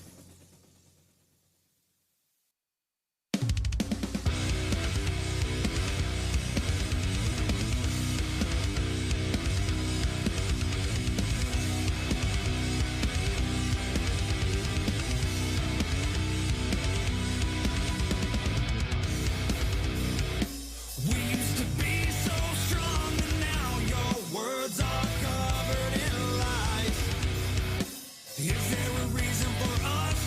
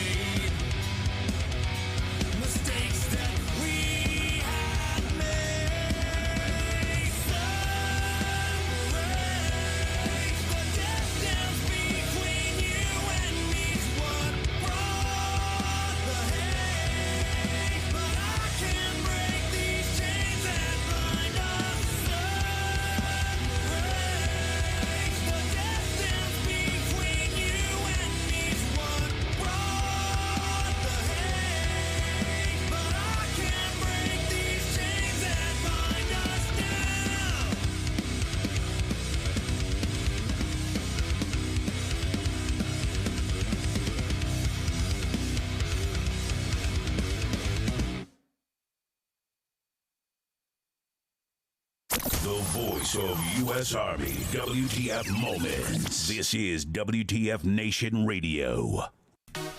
And we're back. And we'll go ahead and do the last session of SGT'S Time. Man, that was an involved discussion. I like it. I told it all works because, I really like the idea, like if you go in on emergency leave and right. you need to put in your leave form like right then and there. And right, dude. I love that. I could have geeked on, and I mean, you were telling me to wrap it up, and I missed all my cues. We have time limits here, sir. Yeah, I know. Sir, this is the Wendy's. So I just want to thank the team from the Functional Management Division from IPPS-A, the Integrated Personnel and Pay System, Colonel Johnson, Lieutenant Colonel Hollandsworth, and of course Sergeant Major Krese. Thank you guys so much for hanging out. That was some good chats and some good discussions, and I'm looking forward to this rollout. I'm also looking forward to see what's going to happen with like I said, the old schoolers are going to be like, no, you need to turn in 15 copies of a leave form in triplicate and make sure you give us your blood sample, even though it's in IPPS-A with your mid-pros. You know what I mean? And I think that's what a lot of reasons some of the older leaders are going to have to get used to, is that they're going to have to get used to not relying on their old systems like gears. You know what I'm saying? How you were talking about how you hated working with gears and all that stuff. Oh, I forgot to ask about USR. I totally forgot to ask. That was one of the other questions too. If they were going to have a USR version of IPPS-A. You know what I mean? Oh, I hope so. And if they don't have it right at rollout, I'm sure that eventually they'll figure out something, because, if you're going to be able to have soldiers use that from their cell phones, something's going to have to connect over to the SIPR side for it to work with USR. Right. So I don't know. And I'm not the techie one, but I'm sure there's going to be something. Right. Well, yeah, exactly. I was kind of like hoping, which I think to me, I gotta be careful or else I'll get recalled to active duty like Major Akani did. So Major Akani, I put the story in the chat, a little video in there. He literally was he literally was providing feedback, and he was kind of like, hey, I don't you guys need some help with this, or the way it's working, the interface isn't working good, and blah blah blah. And everyone was like, what are you talking about? And he kind of highlighted a lot of the issues that they were going through. Well, not issues, but possible issues that they were having. And they're like, oh, okay, cool, you're on the team. There's your desk. He's like, make sure you move in, and we'll give you a welcome plant, so you can hang out, and then we'll put a little name placard on there. Welcome to IPPS-A.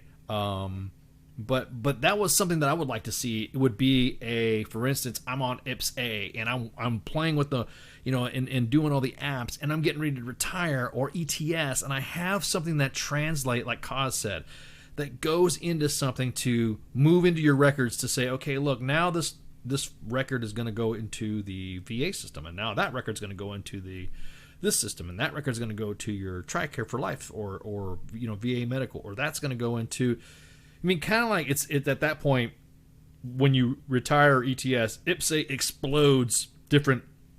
I want to say it self-destructs, but it starts sending components. It starts sending files and other documents to places where you as a veteran might need it.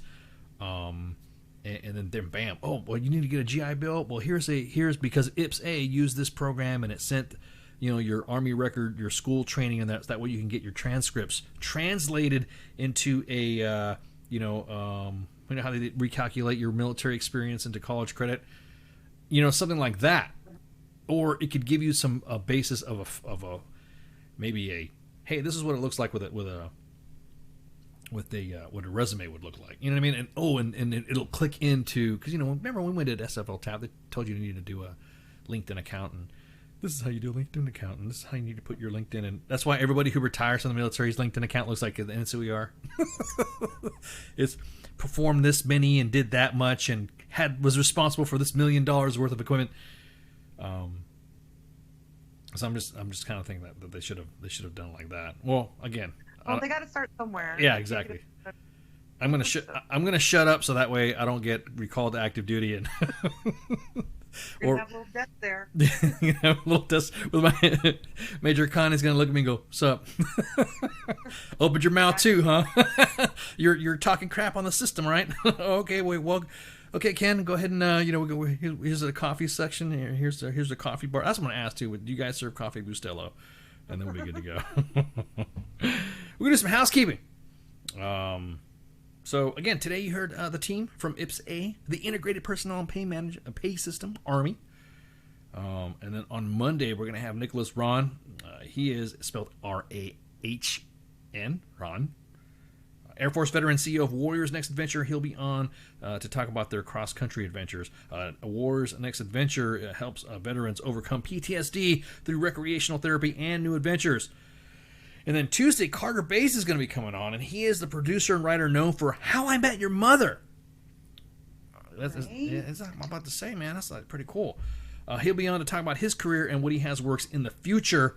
And then, of course, on the 25th of May, Efren Ramirez, also known as Pedro. I just blew it. I should have said.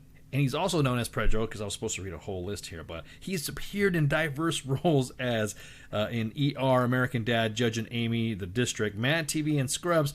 And, of course, his memorable role is Pedro from the feature film Napoleon Dynamite. That's a cult classic. And that has been dramatically launched. That became a prophylactic act. Prophylactic.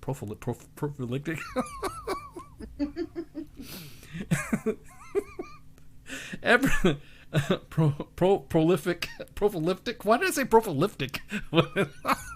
English is a second language for me. But WTF Nation Radio presents Real Vets of Genius. Ice didn't drink any coffee today, but damn, is his TBI acting up. Or something. Or something, yeah, exactly. I'm just in a giggly mood, I guess. Anyway, so prolific acting career.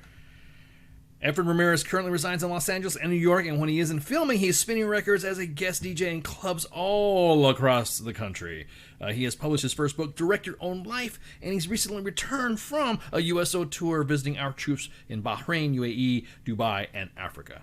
So that's going to be pretty big event. We also have more releases, and I don't know if you guys have been paying attention, but you guys noticing there's going to be some jets and stuff like that. We're trying to connect some other events to happen, and hopefully that goes through. We got a lot of big guests coming out in the fall as well. Man, there's a lot of stuff going on. We also have, and I want to give you guys an update for our Memorial Day Celebration of Life weekend that we're going to have. And this is where we have, like we did last year, we had a concert on Memorial Day with the Bayou Bandits, and then we also had, all throughout the day we posted pictures of the fallen, and that was able for you to raise your glass and celebrate the life of loved ones that fallen in combat and also have served in the line of duty. So just to give you an update, we have Once Revealed and Other Round, and of course the Bayou Bandits are coming back for that weekend. On the 26th of May, there's going to be a feature film release called Last Out, Elegy of a Green Beret. And that's where Scott Mann is it's on the spirit of Hamilton. It was once it's a play, and then now it's been filmed. So just like how they did Hamilton, it was a play, and then they filmed the play, and a little bit with Hollywood, you're able to do a little bit more. That's going to be a limited release, and it's going to come out on the 26th of May, and it's going to be for a limited display only up until the 29th of May. But during that time, there will also be concerts with the band. There will also be other events happening as well on Facebook Live, on Twitch, YouTube, and all the other channels that we got. So make sure you tune in. You'll probably see some adverts and alerts coming up pretty soon because the time is getting close. Once we get an update from the individuals, because literally the it's like 2 Wednesdays from now. Yeah, so Wednesday after next is when that's when those events happen. And then on June 8th, Scott Mann is going to sit down and talk to CQ on Pop Culture Warrior on 8 June to discuss the what LG Last Out Elegy of Green Beret was about, what the play is about, and what they're doing for the full release later in the fall. But this is I think is important. Again, I appreciate your teammates within the shop too for making this now a annual event. I think aside from the fact that maybe if I don't, none of us can do it, or on Monday the edition, I'm pretty sure we'll have something else. But until then, I'm doing it. So we have a show on Mondays, Tuesdays, Thursdays, and now Friday Cause is back. Did you catch the last Friday Night Freedom show? Were you able to listen to it? Oh, I listened to it. I didn't get to hang out in the chats or anything, but I had it on. Yes, because it's been a while since we heard Cause. Right, exactly. It was a pretty good set, and again, so everyone is back, pretty much back on our schedule. So Monday, Tuesday, Thursday, Friday, 2000, or actually 8 p.m. Eastern Standard Time is when we hit, or 8-ish, around 8-ish, depending on what we got going on.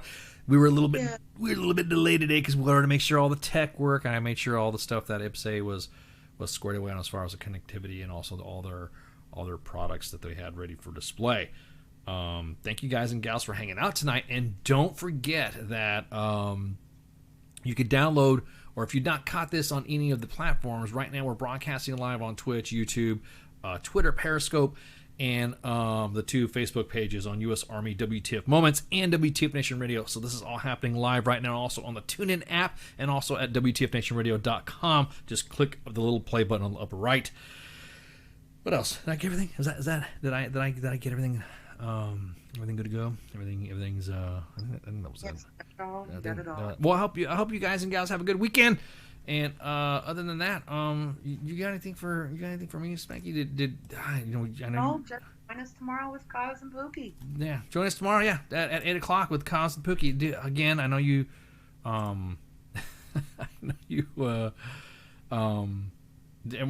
You keep bugging me about having hey, make sure you say goodnight and make sure you have a saying. So, here's my saying for tonight. I'll leave you guys with this: if cats could talk, they wouldn't. Anyways.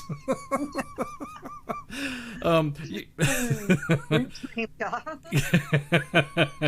have a good night. Shots. Have a good weekend. Hey, this is SEAC retired John Wayne Troxel. You're listening to WTF Nation Radio, the station of choice for all of the badass MFers on the planet. The voice of U.S. Army, WTF Moments. This is WTF Nation Radio.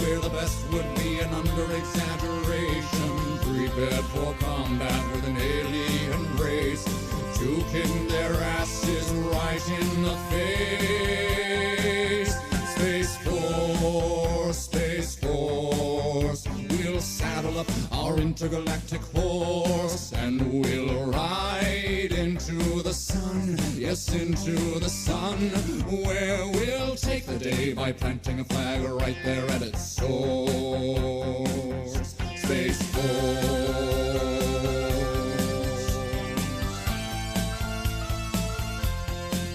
And now they say that they've discovered life up there on Mars, so let's blow it all to hell and then claim it for ours. We'll paint the moon red, white, and blue for no other reason than we wanted to. Oh, Jupiter, imagine what you could become. A stupid, pointless planet turned into a giant gun. And Russia, so sorry, have to burst your bubble. Be a good sport now, sit back, relax, and watch us through the Hubble as we celebrate the greatness of the United Planet of America.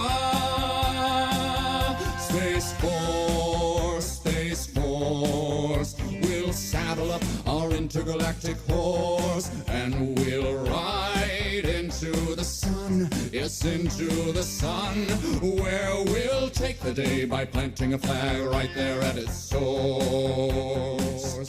Space Force.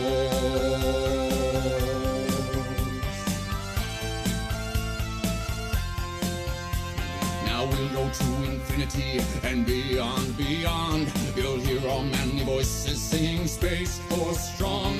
Though critics say sound doesn't travel in space, to which we reply sound will do as we say. Oh, Captain Kirk, your achievements, though notable and fine, as far as we're concerned, this is Deep Space Mine. And big fans, but Lord Vader, step away from the lightsaber. There can only be one, of course. Space Force.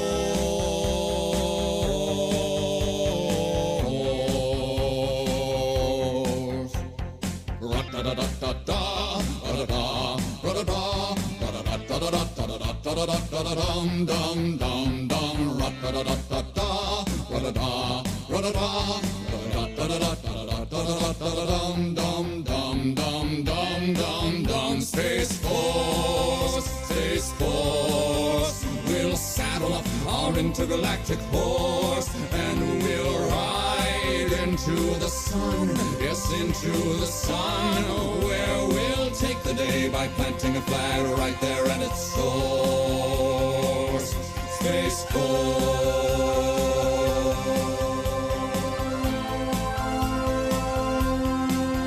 Space Force.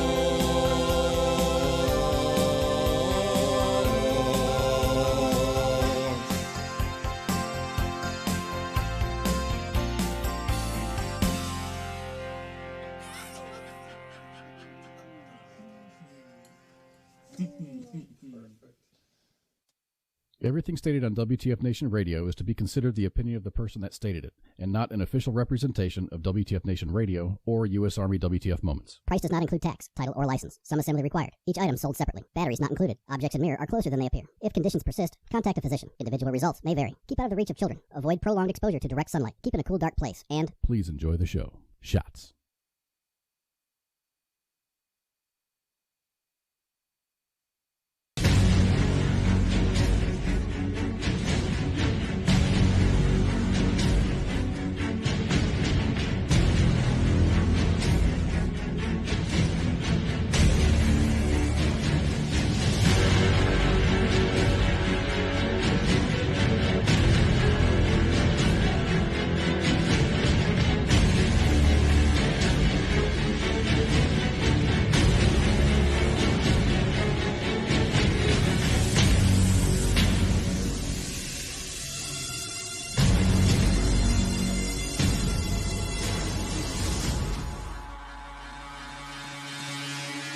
IPPS-A is going to allow us to propel the Army in the future by taking our industrial age personnel management system and transition then into a state-of-the-art 21st century talent management system that's going to allow us to get soldiers with the right knowledge, skills, and behavior in the right job at the right time.